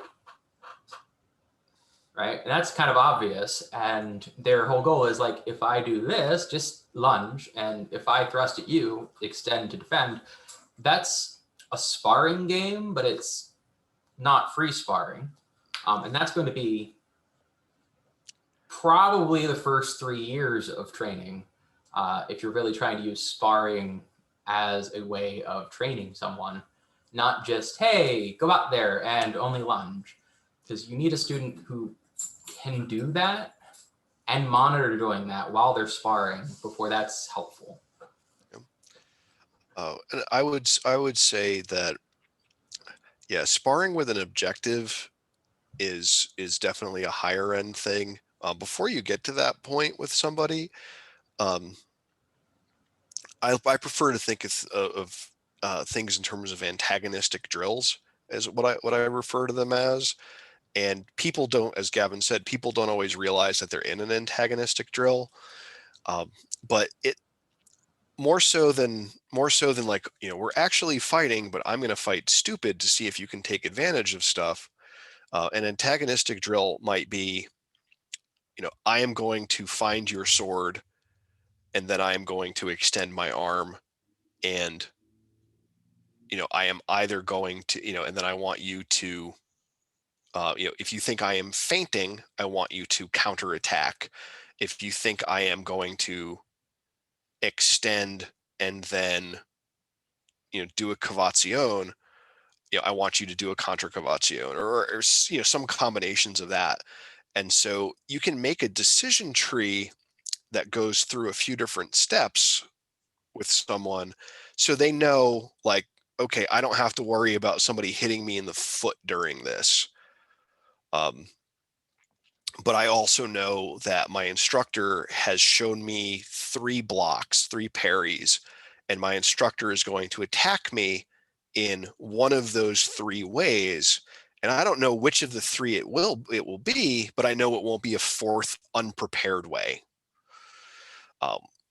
And if you build enough antagonistic drills together, it becomes virtually indistinguishable from how a real fight should play out. And so that's an easy way to then move into free sparring without undermining the learning process, because eventually it's like, oh, I'm free sparring with this person, but they're just doing a bunch of stuff I've drilled before. So I have mental models in place to be prepared for, with correct responses to all of these various and sundry circumstances. And the opponent could just be doing whatever. It could be fully free sparring, they're trying to win, etc. But because there are only so many ways a body can move and so many circumstances that you can find yourself in, if you've done full speed antagonistic drilling with limitations, those will start to layer together and integrate over each other. And now your student goes into the sparring situation without a risk of feeling overwhelmed or helpless. Um, so that can be, a big help. All right, we need to run a little low on time, so we do need to move on to the next point. Um, we have talked about um, this before, but give them homework that they can work on their own, and give them some cues to look for to make sure they're doing it right. So, hey, I want you to work on your lunge and recovery. After you recover, see if you can lift your front foot up without wobbling. When you land up with your lunge, see if you feel if you shake at all. Things that will indicate that they're doing it right, that they can look for on their own. Provide positive feedback. Tell people what to do. I think we've hit upon that about 35 times so far. It's almost like it's important. It's very important. Keep away from wishy-washy remarks as a subset of that. Just keep doing what you're doing. You're doing great. But even if you're going to give positive feedback like that, like, hey, you're doing great. Talk about specific things so that it's real to them. Because if you say, oh yeah, you're so good, everything's great, and you say that over and over again, it starts to lose meaning because it's generic. Keep your feedback simple to one thing at a time. Don't overload people with 12 different things that they need to work on, because that's overwhelming.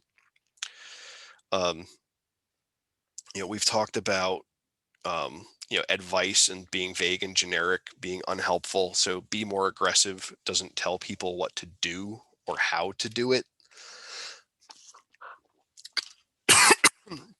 But this is a really important point for building a healthy environment. This feedback, this positive feedback, is necessary for improvement. It needs to be actionable and specific, like use a feint to the outside line to put them in obedience, then disengage into seconda and strike. That's a good way of giving the feedback of take control of the fight. I'm telling you how to accomplish that. If your environment, if your learning environment is one that makes feedback onerous to give, meaning makes feedback a circumstance where silence is the default, making silence the default places an undue hardship on novices, because novices aren't necessarily going to be comfortable asking for feedback. Novices are not able to ask the right questions that they need to elicit good feedback necessarily. So you have to get into a situation where feedback and analysis after the drilling, after the sparring, is the expectation. If somebody is not comfortable with that on a given night, that's fine. There's nothing wrong with somebody saying, hey, I'm not up for it right now. Let's talk later, and so forth. That's okay to do. But an environment that makes that the default is not a healthy one. It's not a healthy learning environment. And the next kind of thing is sort of why groups fall into that is that feedback needs to be quality controlled. Not everyone should be teaching.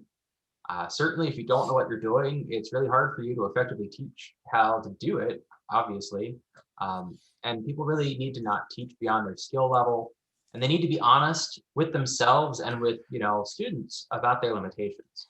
So a lot of the angst about feedback is based on people who were actually giving advice because they didn't know what they were doing, and that is also bad. But two bad things don't make things better. So it's a balance. The feedback has to be good, but people need to be actually expecting to get it without making a new person go through the anxiety of asking for it when they don't know what they don't know. A maladaptive response to a maladaptation is not a solution. And the last step is to reassess. This whole process, you have to reassess, figure out what needs to change, what's working, and then you cycle back through this, set up a new expectation, tell them that you think, all right, you're ready to move on to this step. All right, here's how we do it.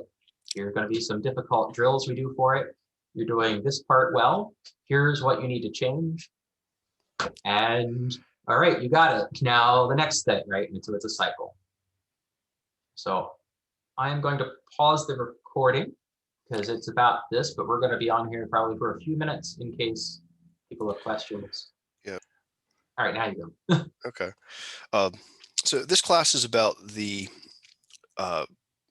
necessity of ethical behavior in a practice or learning environment. And if you recall, at the start of the first class, I said that while this is a medicine that cures a lot of what ails us, it is a very bitter pill to swallow.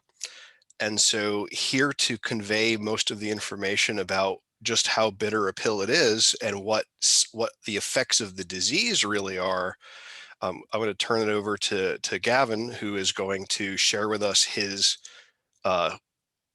true expertise on the human brain. So as Dante mentioned, mundanely, I have a doctorate in neurobiology. Up until recently, I was working in doing research on how disruptions in stress and learning systems are part of the creation and symptoms of psychiatric illnesses, including bipolar disorder, schizophrenia, and depression, and their role in suicide. So for this class, we're kind of going to try to, again, remember the last 2 hours we talked about a method for teaching, right, in an ethical fashion. We sort of gave a definition of ethics, which was behaviors and actions that comply with some system of shared principles for good. There are different ways of defining good.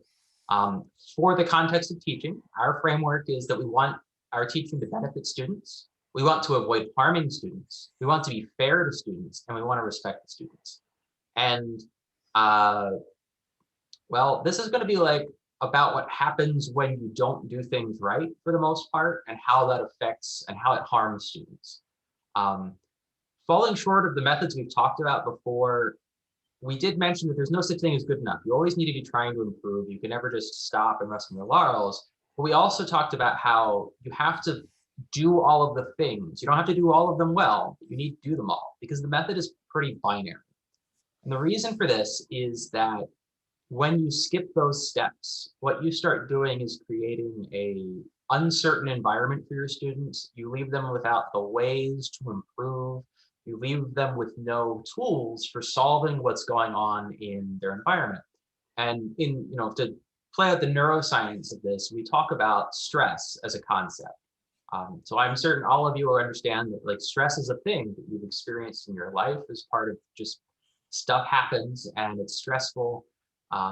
In a more technical sense, when we talk about stress in research, it's a physiological response to change in order to maintain some level of homeostasis, or keeping things normal requires your body to make a change.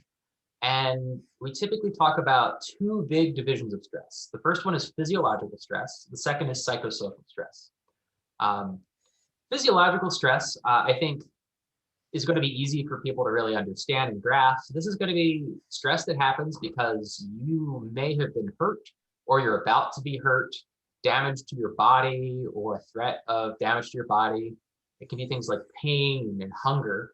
And it's really going to be associated with a fight or flight response. So there is a tiger that just jumped out at you, and you need to kick up your body into overdrive to run as fast as you can, or to bludgeon it as hard as you can with a rock, right? That's physiological stress. And that can be harmful, but is generally not psychologically damaging, okay? It's usually a short response to a situation. It recruits a lot of resources to help you manage it, and it ends. Where stress can become more damaging is when it is chronic. And really, psychosocial stress tends to engage circuitry that's a little different in the brain that causes it to have a unique role related to learning a stress response. So what I mean by that is, if you're stressed long enough, your brain just learns to be stressed and it's self-perpetuating. Okay, so this creates things like anxiety disorders or phobias. Like a feedback loop you can't break from. Yep, because this psychosocial stress engages learning systems in the brain. So we could talk about psychosocial stress as the result of a cognitive appraisal of what is at stake in a situation and what can be done about it. And when you don't have sufficient tools to manage the situation or to change the outcome, that really makes your brain kick into overdrive, because it's a predictive machine, and uncertainty is something it cannot manage well. If it were a computer, it would crash. You get a blue screen of death. And psychosocial stress is especially, and this is where you start talking about the SCA, it is especially responsive to negative judgment and feedback from people. How many of you have taught a class on Zoom during this pandemic? Me. The first Yeah, few the times, world. the first few times you did so, when you were giving a class talk like this and looking at all of the black screens with people's names and muted that were just a wall of nothing coming back to you, how did that feel?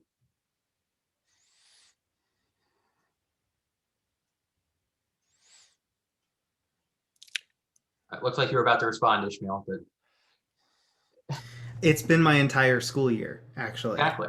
It feels like trying to perform to like a brick wall. It's extremely difficult. It feels like you're shouting into the void. And that is the stress response that we're talking about. When we were manipulating this in a research environment, one of the ways we would do this was to have people try to perform a math task that was impossible for them to do, because it would involve just too little time to actually get the answer. And if you started getting them right, it would get harder and faster. And that's not the stressor, okay? The stressor was, after you failed to perform the math task, we would come on the intercom to talk to you while you're in the MRI and say, you are not performing well enough. You are way below average expectations. We can't use your data if you don't do better. Just come on, can you try? And berate them in the scanner, right? Because that negative feedback is the stressor. That's the psychosocial stress, okay? And humans have psychosocial stress from all sorts of our environments, because we live in a society with other people who are constantly observing what we're doing and either making judgments or deciding they like us or they don't like us, or they're going to give us, cause problems for us. We are very social creatures, and our brains are wired to be very, very receptive to how our society and other people are going to view our actions. So we don't really have fancy extra hardware that does that distinctly to make that any different from an existential threat to us. So if you're imagining, I don't really like to make these kinds of like, yes, if you imagine early humans as a society, and if you got kicked out, you were just dead. It's true, but that's not an accurate scientific way of thinking about things. But that's the kind of way that we treat psychosocial situations. So when we're fencing, or we're in the SCA doing scribal arts or costume making, etc., we're thinking about, you're a new person in a social environment that you have no experience in, trying to do a thing that you don't know how to do. And that is obviously very stressful. And that's going to lead the people to be anxious at the first moment they arrive, regardless of what it is. You see a lot of anxiety about, is this garb good enough for me to go to an event? And you have the same thing in a fencing lesson of, they don't know what to do. They don't know who to talk to. They just kind of meekly walk in the door, sit down and stare at the wall for a while. Because that is stressful. They're asking themselves, how do I fit in? Yeah. Now, with fencing specifically, I think there's a couple extra levels to this. Number one is that fencing is fairly visceral. Like, you win or you lose, and like getting hit kind of is a simulation for I died, which can lead you to care about the result of any given bout, right? And as a new person, new fighter, you cannot control the outcome of a bout. You don't know enough. You don't have enough skill to do so. So you're set up to fail if you care about it mentally. Dante likes to talk about the Dreyfus model, and it really one of the aspects is that students, as they develop skills, shouldn't, quote, care until they are more advanced in that system. Yeah, until you pass through novice and advanced beginner and reach the competency stage, the competency stage is the first time when you are really responsible for the outcomes of your endeavor at any skill. Everything before that is essentially just trying to follow a recipe successfully, without any sense of decision making or context or what have you. So from a fencing perspective, you're just trying to, if you've learned how to do a particular parry, you're just trying to do it, and you're not really thinking about, oh, if my opponent does a feint and I pretend to parry and then counter feint, and you're not able to make those kinds of stacking decisions. You're just trying to get the motion right at the right time. Yeah. And so the next level I'd like to add to why fencing in particular is stressful is that it's actually the same thing as public speaking. It's a performance. Do you guys, if you had, I guess I already gave the answer. Public speaking is the number one fear of people when asked, more than death or things like being buried alive or snakes. Heights and spiders, those are the common ones, but public speaking is the most feared thing because it engages this mechanism. Snakes and spiders are physiological stressors. Heights is a physiological stressor. Buried alive is actually is this mechanism though, because there's nothing you can do about it. So Dante, when we were putting this together, gave an example of making cupcakes. How many of you would be perfectly fine making cupcakes to take to a picnic or a barbecue? Right? You can go get your Duncan Hines box, you can read the instructions, you can follow them, you can make cupcakes and give people cupcakes. They might not be like the most amazing cupcakes, but you know, you're going to a picnic, not going to a boutique cupcake bakery, right? Perfectly functional cupcakes. All right. Who wants to do a live presentation while they make cupcakes? It's like one. There you go. Like you guys watch the Great British Baking Show? All right, that's I was trained as a chef. There you go, right? You're an expert. We got a ringer. So I had to do that a lot. Sure. But there's a difference in that being stressful of until you are skilled at it. Like, yeah, I don't want to be publicly on the spot. All right, make me some cupcakes. No, don't look at the box, right? And fencing is performance, and it's against someone else. Someone else can just beat you and you can't control them. So that's kind of why this is especially a psychosocial stress response. And again, the big key to this is that it's uncertainty. If you as a student don't know how to achieve the outcome, don't know how to win, don't know how to lunge, don't know how to perform the action, then you can't.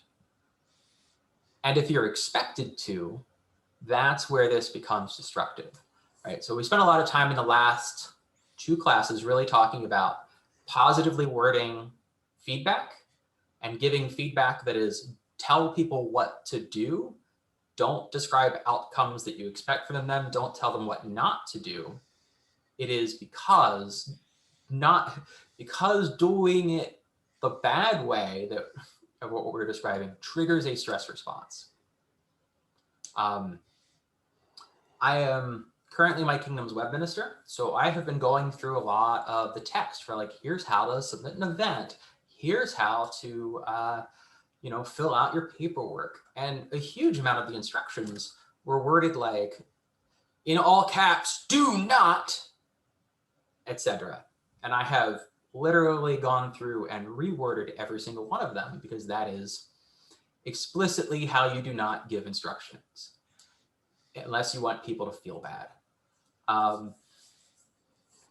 So how does this, obviously people don't like being stressed. It feels bad. That's kind of where we were. So if you're setting people up on their first day at practice and you put them in crappy gear that they feel embarrassed to be wearing, if you don't help them or show them what to do so they can fit in, they're going to feel bad. If you don't tell them how to do something that they're supposed to be doing, they're going to feel bad. If you don't invite them out to the party afterwards, they're going to feel bad, right? These are things we talked about in the last couple hours. And if you miss any of those things, they're going to feel bad that day. And how many of you guys think they're coming back? Right? So that's really important to build an environment that works the way teaching works, because to do otherwise is, even on its face, going to make people feel bad. Now, let's say people do keep coming back, right? So this is kind of where we get into worse outcomes. They are going to practice every week because they want to be part of the thing. They want to get good at sword fighting, and they're continually not given good feedback. They're not given it taught how to become better at the activity. They're not shown what things they need to do. Over time, they're going to get frustrated, right? They're not making progress. One of the big keys to the last hour was the idea that fun is learning in a safe environment. So if they're not learning, they're not having fun, and they're stressed. Now, the SCA, we also throw award systems and social hierarchies on here. And those things start layering things like you get disregarded because you're not a good fencer. You get left behind. You're not invited to the 5-man team. You're not who people go to give any advice. And that's an entire social aspect. And some of those actually can couple into feelings of safety as well. Like your position within the hierarchy is at threat because you're not learning to sword fight better. So these are all things that happen to people all the time in our organization. So hopefully at least this will help see some of those situations, because they are a consequence of this. So let's say this goes even longer. What happens to people when you put them in this type of psychosocial stress state long-term is that they get dumber and anxious. That's the very blunt way of putting it. So you trying to deal with this, your brain recruits a lot of resources to try to, in the short term, actually it makes you smarter. You get better memory, you get a little bit faster thinking. It's to help you like, can I puzzle through this social environment that's difficult and stressful? But if you can't, this system just keeps cycling, and the hormones and such that are part of that are really bad long-term. So you deplete your brain's reserve capacity of working memory, and you, the hormone is called cortisol. That's a big part of this system, and chronic exposure to cortisol throughout your body leads to things like heart disease, cardiovascular disease, gives you diabetes. It's really bad. Not saying that people being frustrated by fencing is killing them literally, but it falls under the same systems. And in the realities where you have people caring a lot about fitting into the fencing society and the SCA as a whole, being recognized for their efforts and proceeding to get better in skills, if they do care a lot, these physiological responses are real and are happening to them. And I've seen that in dozens of people. Maybe it's not all the time, but you see them get on this topic and you can watch physiological changes happen to them. In the research we were doing, that script I talked to you about earlier with that math task changes heart rate, it changes rate of breathing, it kicks off a bunch of hormones, it changes posture, it changes all sorts of things. You can watch it in real time. It takes less than 30 seconds. But that also blocks people from being able to think. So this then couples all sorts of anxieties and stress and weird responses in discussions on anything, whether it is, fencing or scribal arts or costuming. I'm certain all of you can now think of dozens of examples. This is actually pretty much how torture and emotional abuse work too. By creating this bad stress, you can force a cycle to be learned where people learn what's called learned helplessness. They can't get better, so they don't do anything because it doesn't matter. They'll never succeed. And then they tie that back to self-worth. So there's a couple of concepts that sometimes get brought up in learning environments. There's the idea of state versus trait, or growth versus fixed mindsets. These are the idea that somebody thinks that all skill is fixed from the get-go and people are naturally talented and can't get better, versus going through the process and learning. And you can create the fixed mindset in people by giving them arbitrary instructions for long enough. And it's certainly something I put a note about a bunch of Metallica songs, because this is a thing that's very common in human experience. There are lots of songs about it, but like literally Metallica has a song that's nothing else matters, right? So this is a very driving aspect of human psychology, that by failing to teach appropriately, you're tapping the break human button. And that's kind of like the first thing we really need to understand about why this is damaging. All right, that was a lot of things. So any questions?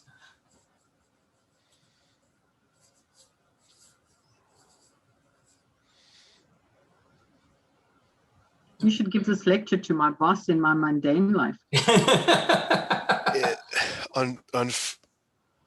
Unfortunately, the unclear expectations coupled with unclear expectations coupled with consequences. Gavin didn't say this earlier, but the phrase that he uses very frequently in these types of conversations is it makes your brain eat itself. And if anybody who's been through this, I'll say from my own experience in the SCA, the year leading up to getting a white scarf, for me and for a lot of my friends of that same generation, was stressful, depressing, demoralizing, and the only reason we stuck with it was because we happened to be lucky enough to be the sort of people that could just endure for long enough. And so that brings us into our next bit, which is, how do we not do this to people? So the answer to that question is no, it's not okay. We found this image last week while we were prepping this class and thought it was too good not to share.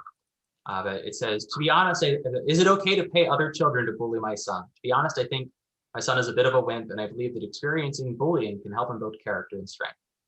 So this is not how you solve this stress problem. What you have to do is build certainty for students, right? So all of the methods we talked about before were about building certainty, about making them feel like they're part of the community, that they fit in, that they're not the butt end of the joke, they're not being handed stinky gear or whatever, that they're getting attention, that it's positive, and that they're being helped.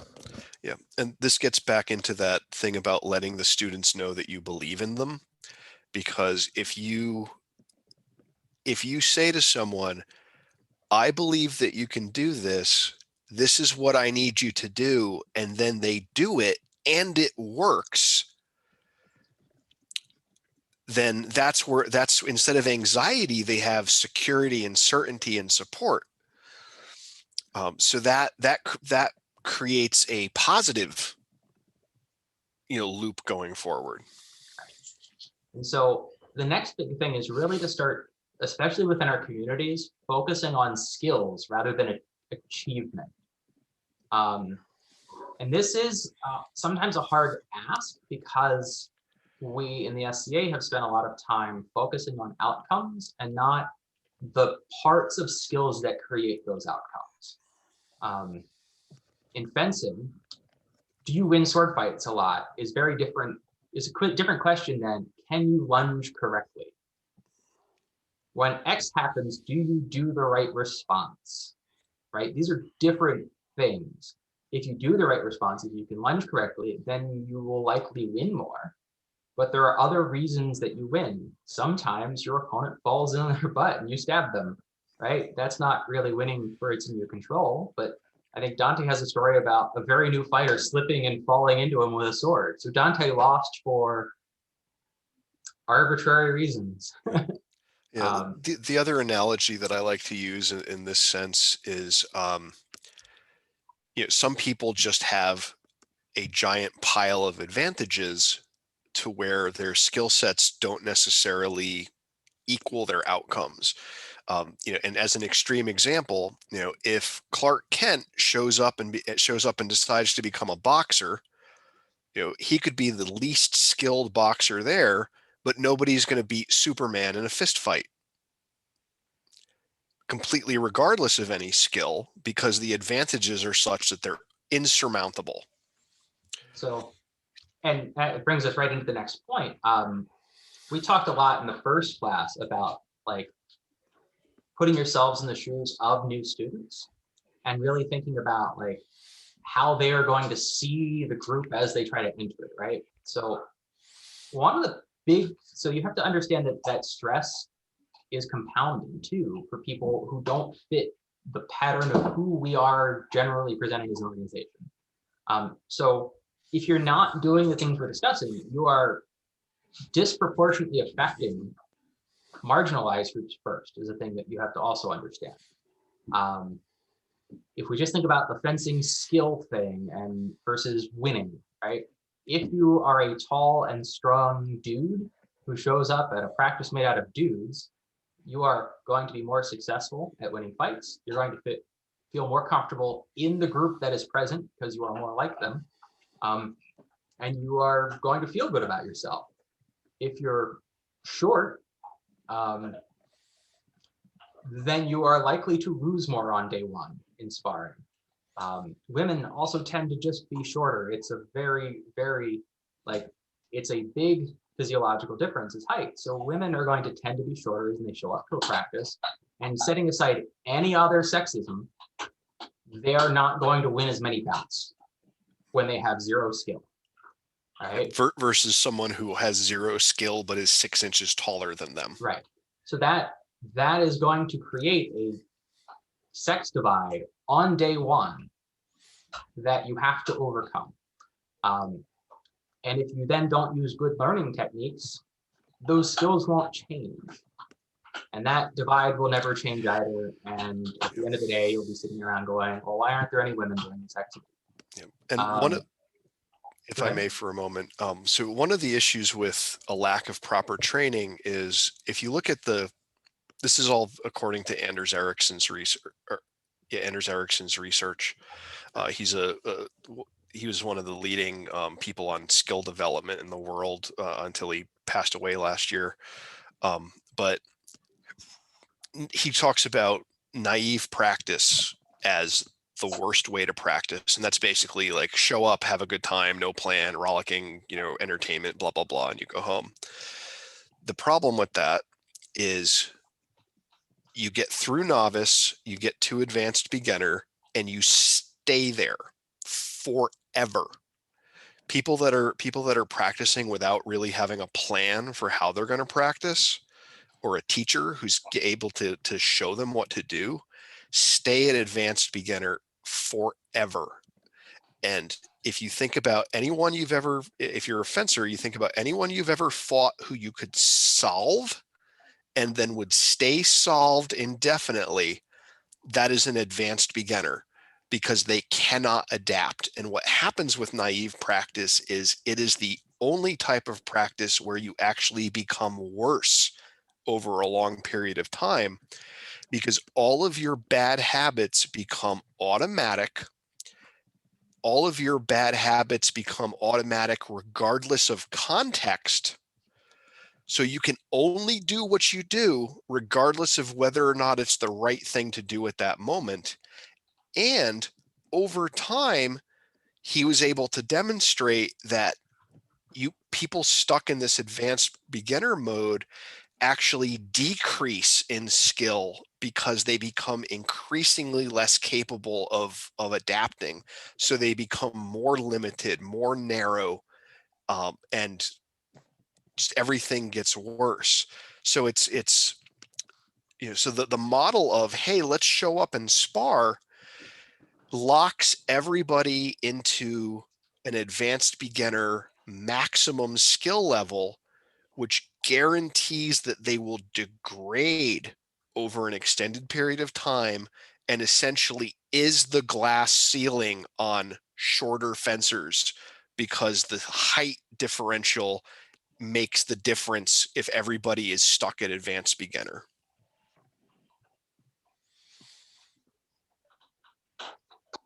So the other aspect of where poor training techniques, all the things we've talked about the last 2 hours, disproportionately impact marginalized groups, is that those groups are going to already be starting with more anxiety when they show up on day one.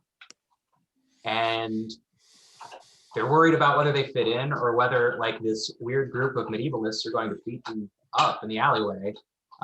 Then you add in, all right, yep, mask up, let's go. That's not safe, as we've mentioned before. And that's going to compound, like not having a good teaching approach that tries to minimize anxiety creation, that isn't this building certainty, building inclusiveness, is going to be compounded. It's going to be multiplied by baseline anxiety the moment people walk in the door. So it's worse. It's bad, but it's worse for people who are more anxious when they get there, or people who have anxiety disorders. For example, like, if you're already an anxious person, then we're going to do things the anxious way. That's worse for you than someone who's already very confident in themselves showing up and being able to just plug through it, like Dante talked about a few minutes ago. So these effects cannot be ignored when we're talking about retention in the SCA, and they're true of other stuff. I mean, GARB. I think a lot of the debate and angst on the internet about, like, GARB, police, etc., is rooted, a lot of it's rooted in everybody at their first event is anxious, and they've created a thing that they care about. And then they're worried they're going to be judged. And then even if it's a relatively neutral statement that seems judgmental, they will totally take that and just crank that anxiety response up, because they're already anxious, they're already hoping they fit in with this group. And then someone said a thing that wasn't welcoming, and they're already primed for it. So we really have to be careful about not causing, like, those triggers on doing things good ways. So I kind of wanted to give a sort of a case study of sort. If you imagine two fencers show up to their first practice on the same day. One's kind of tall and strong and confident. The other is shorter, maybe hasn't done much in sports. Maybe they're a little anxious or just more shy, they're not as outgoing. There are a lot of different factors that are going to play into your success in the SCA. So they both show up day one. We put them in a mask. Maybe we give them a 5-minute, like, here's how to hold a sword and go poke. But we then put them in masks. We gear them up. We say, let's go spar. And you maybe just, especially in the SCA practices, it's not even that we, like, have them pair off with, like, a skilled instructor, which go, yeah, have fun, go at it.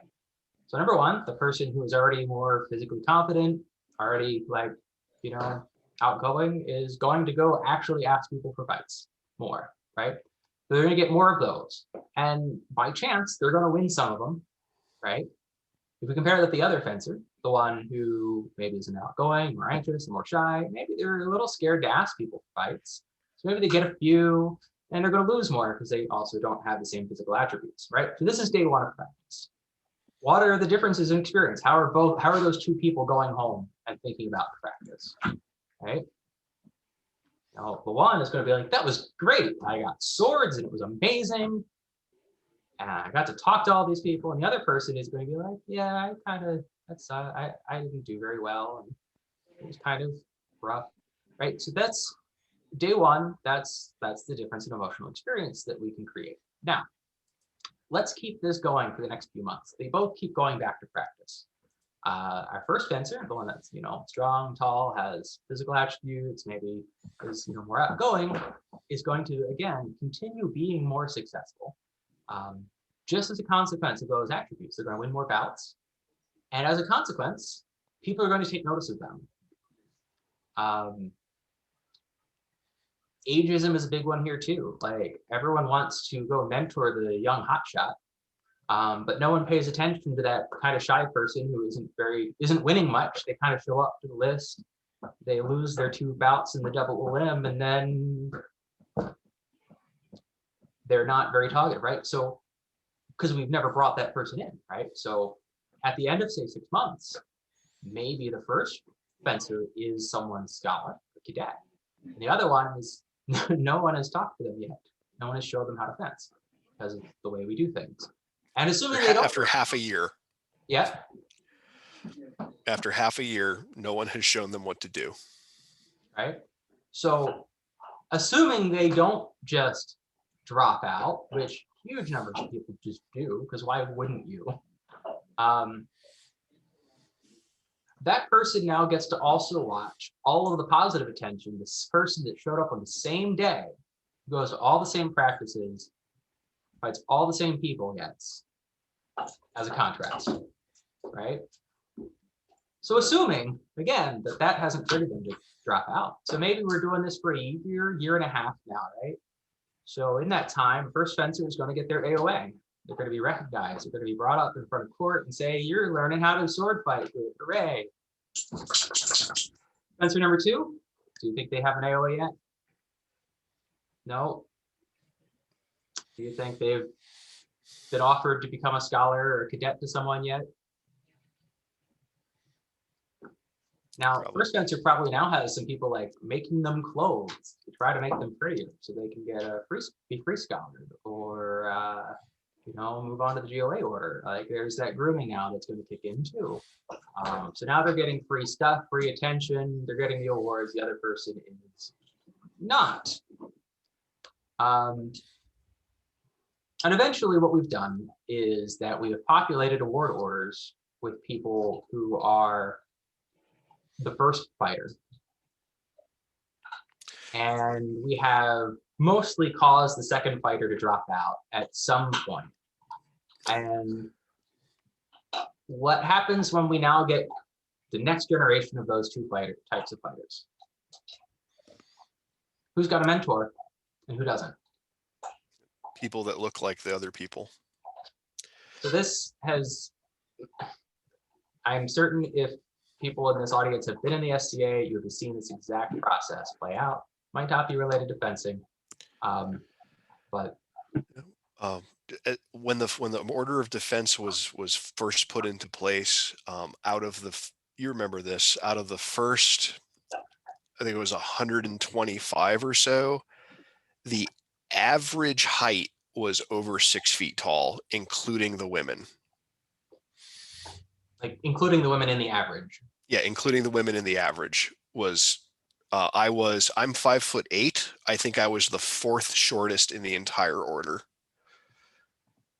Like, height is going to be a huge factor in fencing for whether people are successful if you are not training in an appropriate manner. So,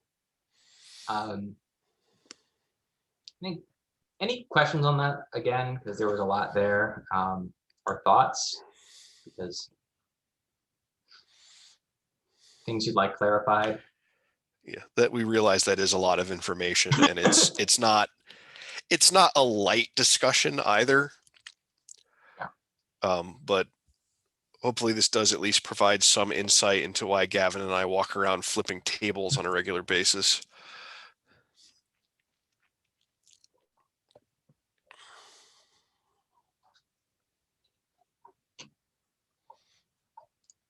So this kind of, what we just talked about, creates a hierarchy that already starts working against people from day one. And I have an image. I'm not certain there's an easy way to share it, but here, let me go to screen share for a second. Where it is? There it is.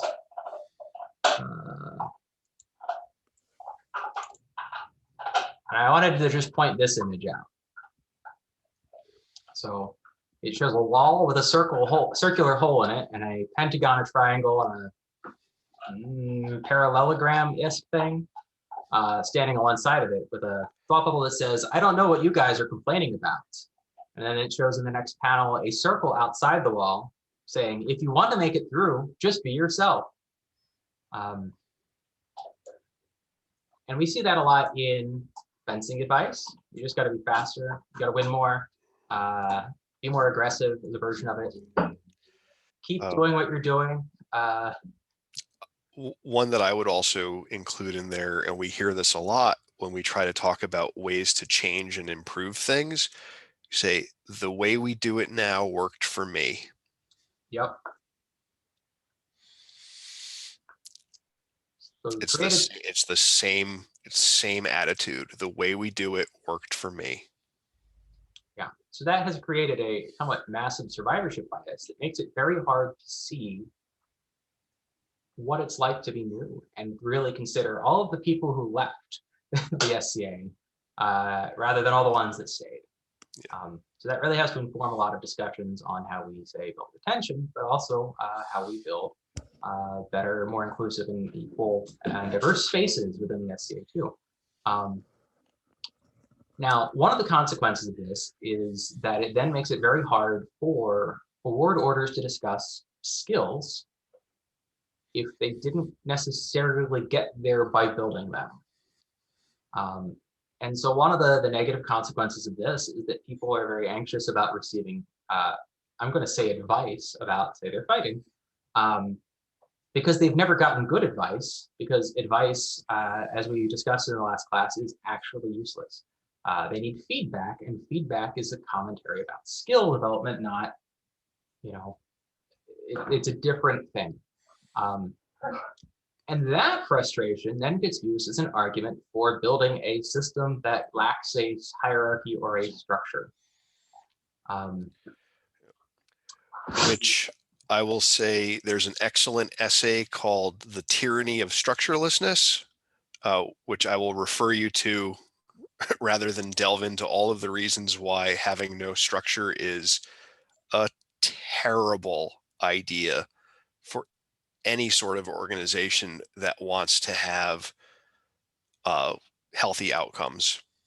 So I put the link in the comments, but the gist of it is that when there is no structure, the people who are already winning get to win more. And there's no way to remove or control them. That's, yeah. Or hold them accountable. So that's, I think, broadly the basis of why it's really, really, really important to use good teaching techniques when you're teaching things.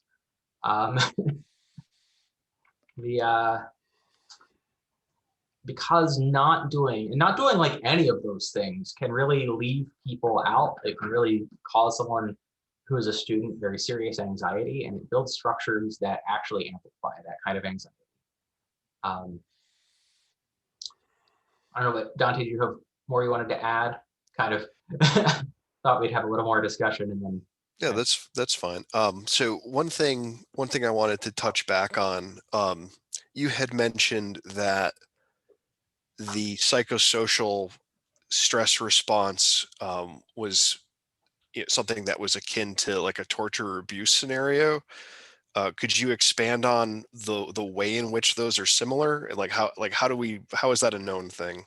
So both torture and emotional abuse are trying to use this mechanism to make people do what they want, right? So torture is really about building learned helplessness. It's not really about causing pain. It's about making it so that the subject doesn't know, they can't predict. Everything is arbitrary, and especially when it will end isn't something they can know, right? So bad things are happening to you, but sometimes good things happen, but sometimes bad things happen. It's out of your control, and you don't know when it's going to stop. That is how torture works.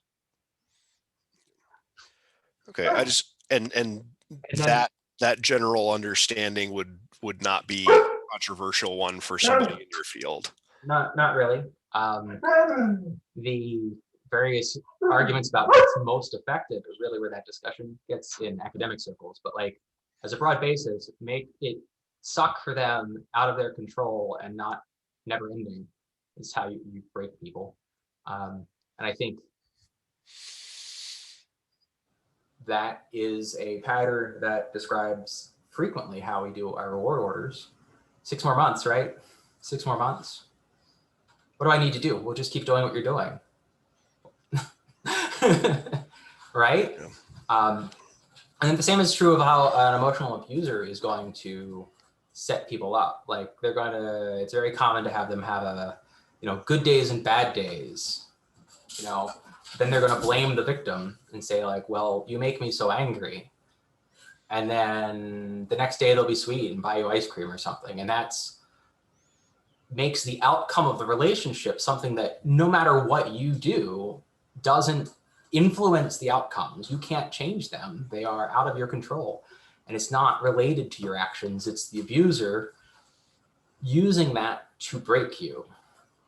And that, again, until when? So there's no predictability in that. That's also how those kind of relationships damage people's minds. So before, if you would hold on one moment, please, we're about to open for commentary. So to the audience, and since we're recording this to any future viewers, this is the crux of it. Think about the words that he used. The bad way here is how you break people. Okay. This is a reality. These are the facts of the matter. And now, having taken our class, having viewed this, this.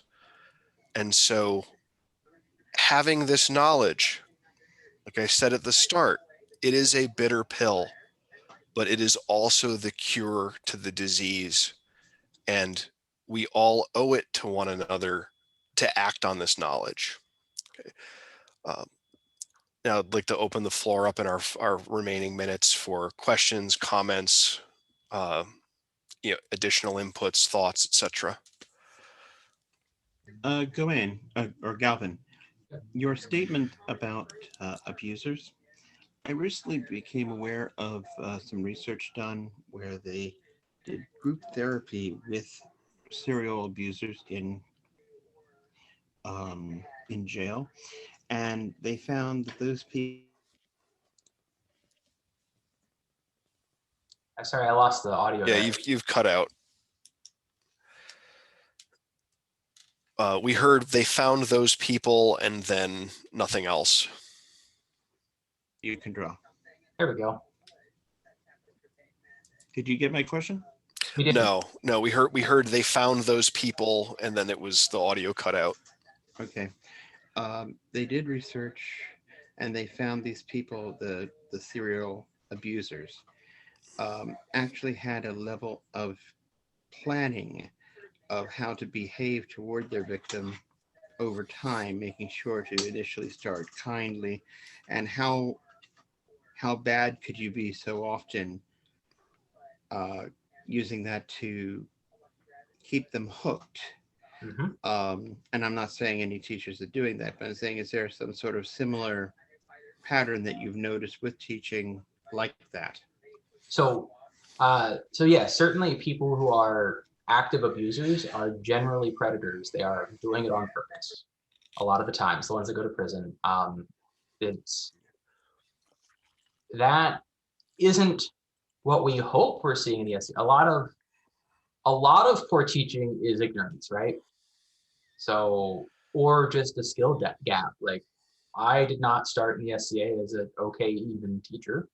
I've learned a lot from working with Dante on fencing and in my professional life, TAing courses and teaching classes and college, and seeing bad examples of how academia trains people are certainly part of that. That said, to the people who are not in power, is the intent important? Is a whole ethical discussion of itself. If the system creates the outcome, is that different than designing the system to create that outcome? That's a very rhetorical question, right? So I'm not just throwing that to answer. Yeah, we have 9 minutes. Yeah, I would worry though that there are probably some people who do that on purpose, or at least do it because it benefits them. I just saw it as I could imagine a teacher starting out reinforcingly, and as the student wasn't getting it, Oh yeah, no, we call Oh, that yeah, a pattern, an absolutely. unintentional pattern similar. Yeah, absolutely. Part of that gets back to in the first class, one of the very first points that we made was students have a right to expect the appropriate amount of professionalism from the person who's instructing them.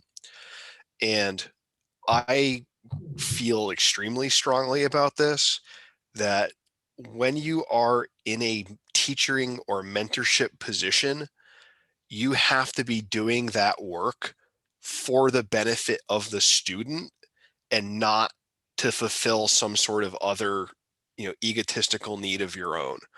Teaching has to be a act of giving. Uh, it has to be. You can get benefit from it, absolutely, satisfaction and so on and so forth. But your priority has to be the welfare of the student at all times, where having that is reasonable. You should never be putting your own glorification or what have you ahead of theirs. I mean, and one of the common bad ways is that it's trying to initiate a romantic relationship with students is one of the big bad ones that probably happens most commonly. But yeah, the trying to develop a person's skills for their benefit is different from doing it from your benefit. The latter we call grooming, right? That's in abuse terminology, that's grooming. I'm going to train them so that they make me feel good about myself is a bad thing, and totally a thing that has happened in the SCA in recent history even. Yeah. Or I'm going to collect all of the tall athletic fighters so that I have a stable of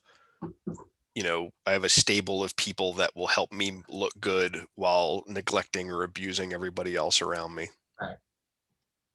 So hopefully that addresses that. And other thoughts, questions?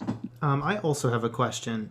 So the SCA is this enormous social organization, and like we can continue to, try to educate the people who have the most social clout, the most social weight, who drive a lot of these, either intentionally or unintentionally negative behaviors. But for somebody who exists in kind of the middle of that tier, what can I do in my environment to try and maybe say it doesn't have to be like that? And maybe, students who might come to me or people who might come to me who have experienced that in the SCA for, years, they are kind of survivors of that kind of toxic learning environment. What can I do to ease their path back to like a more kind of healthy conception of their own ability to like learn? Right. So, well, for starters, we threw this in our notes to, does that show the whole thing or not, Dante? Good enough. Knowing is half. They get the rest of it. Yeah, right. So number one, people have to be aware of this fact. You all just sat here for several of you for 3 hours. So hopefully you figured out that, you know these things now. That's certainly part of it, right? What does an intermediate fencer do about this is kind of an interesting category. So I think one of the actual benefits to the methods we've talked about being very binary rather than relying on being good at them yet is that you as an intermediate fencer may not be the best instructor at doing the thing, but you can still do it the good way. And your skill at doing the thing will improve over time. But you're now checking the box, right? By checking all the boxes, what you're doing is mitigating anxiety and building a ladder. You can only build that ladder to where you are, but you can build a ladder. The second aspect of that is presumably you're going to get better, and then one day you will be in the power structure. Or maybe you already are. I don't know who the other viewers of this are and who else is going to watch this. There are people who are peers, but I do want to throw the caveat there that it's easy to be newer in the SCA or in the intermediate and see the peerages as having all the power, and they don't either, right? So there's a tempering of expectations because it is far more of a building social networking to have influence than it is just having the peerage. So it is, that can seem very, I think, very frustrating from the outside because that's also not explained very well. And then like, why don't the peers just fix it? Is it the things we've been talking about for 3 Well, hours? sometimes we try, but yeah, so if you're in that intermediate zone, you got a couple of options. I think, you can connect with some peers who are going to be receptive to what you're talking about or what you'd want to do. Outside of the award structure, you can become a baronial marshal or other officer and request funds for loaner gear. You can be the centerpiece of small level social efforts, like, hey, let's all go out to dinner before practice, since maybe your practice ends at 9 o'clock and everybody wants to go home. Let's, it doesn't have to be a meal, but you could say, hey, let's all go to such and such a place that's nearby and have like some iced tea because it's good to hydrate before practice. So now you've got a little bit of a context. You can take responsibility for for guiding the new people when they show up, because I guarantee that in maybe not your specific case, but in a lot of cases, the new person training is something that's handed off and not eagerly picked up. So you can start doing those sorts of things too. I made reference to this. I made reference to this earlier in the class, but like there's nothing that prevents anyone from starting their own thing and making it good, and then bringing other people along to the good thing. Right. And I think just to slightly add to that, I had mentioned just a moment ago about, well, you can still bring newcomers to your level. And so I think I only know you through reputation, Ishmael, but my understanding is that you're decent at sword fighting, right? If every newcomer could be brought to your level, what would the SCA look like?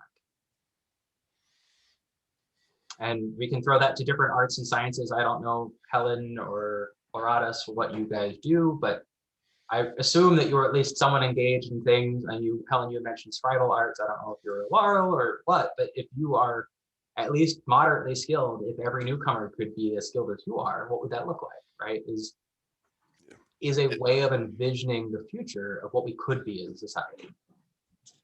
Well, it's that notion of a rising tide lifts all boats, right? That if you're spreading generosity, kindness, knowledge, everybody benefits, including people who may be at a higher level or more advanced or more experienced, because there's no such thing as not revisiting the basics, certainly in scribal arts, right? Yep. And I'm assuming it's the same. It's those good reminders that you don't get into bad practices.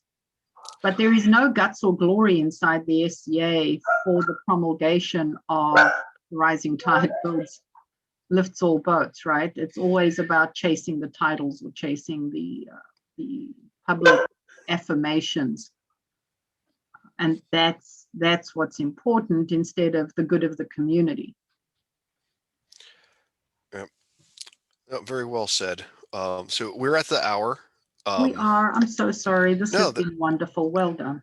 Oh, thank you. I have more questions. Yeah, we're both happy to stay on for a little bit, but we do want to be respectful of other people.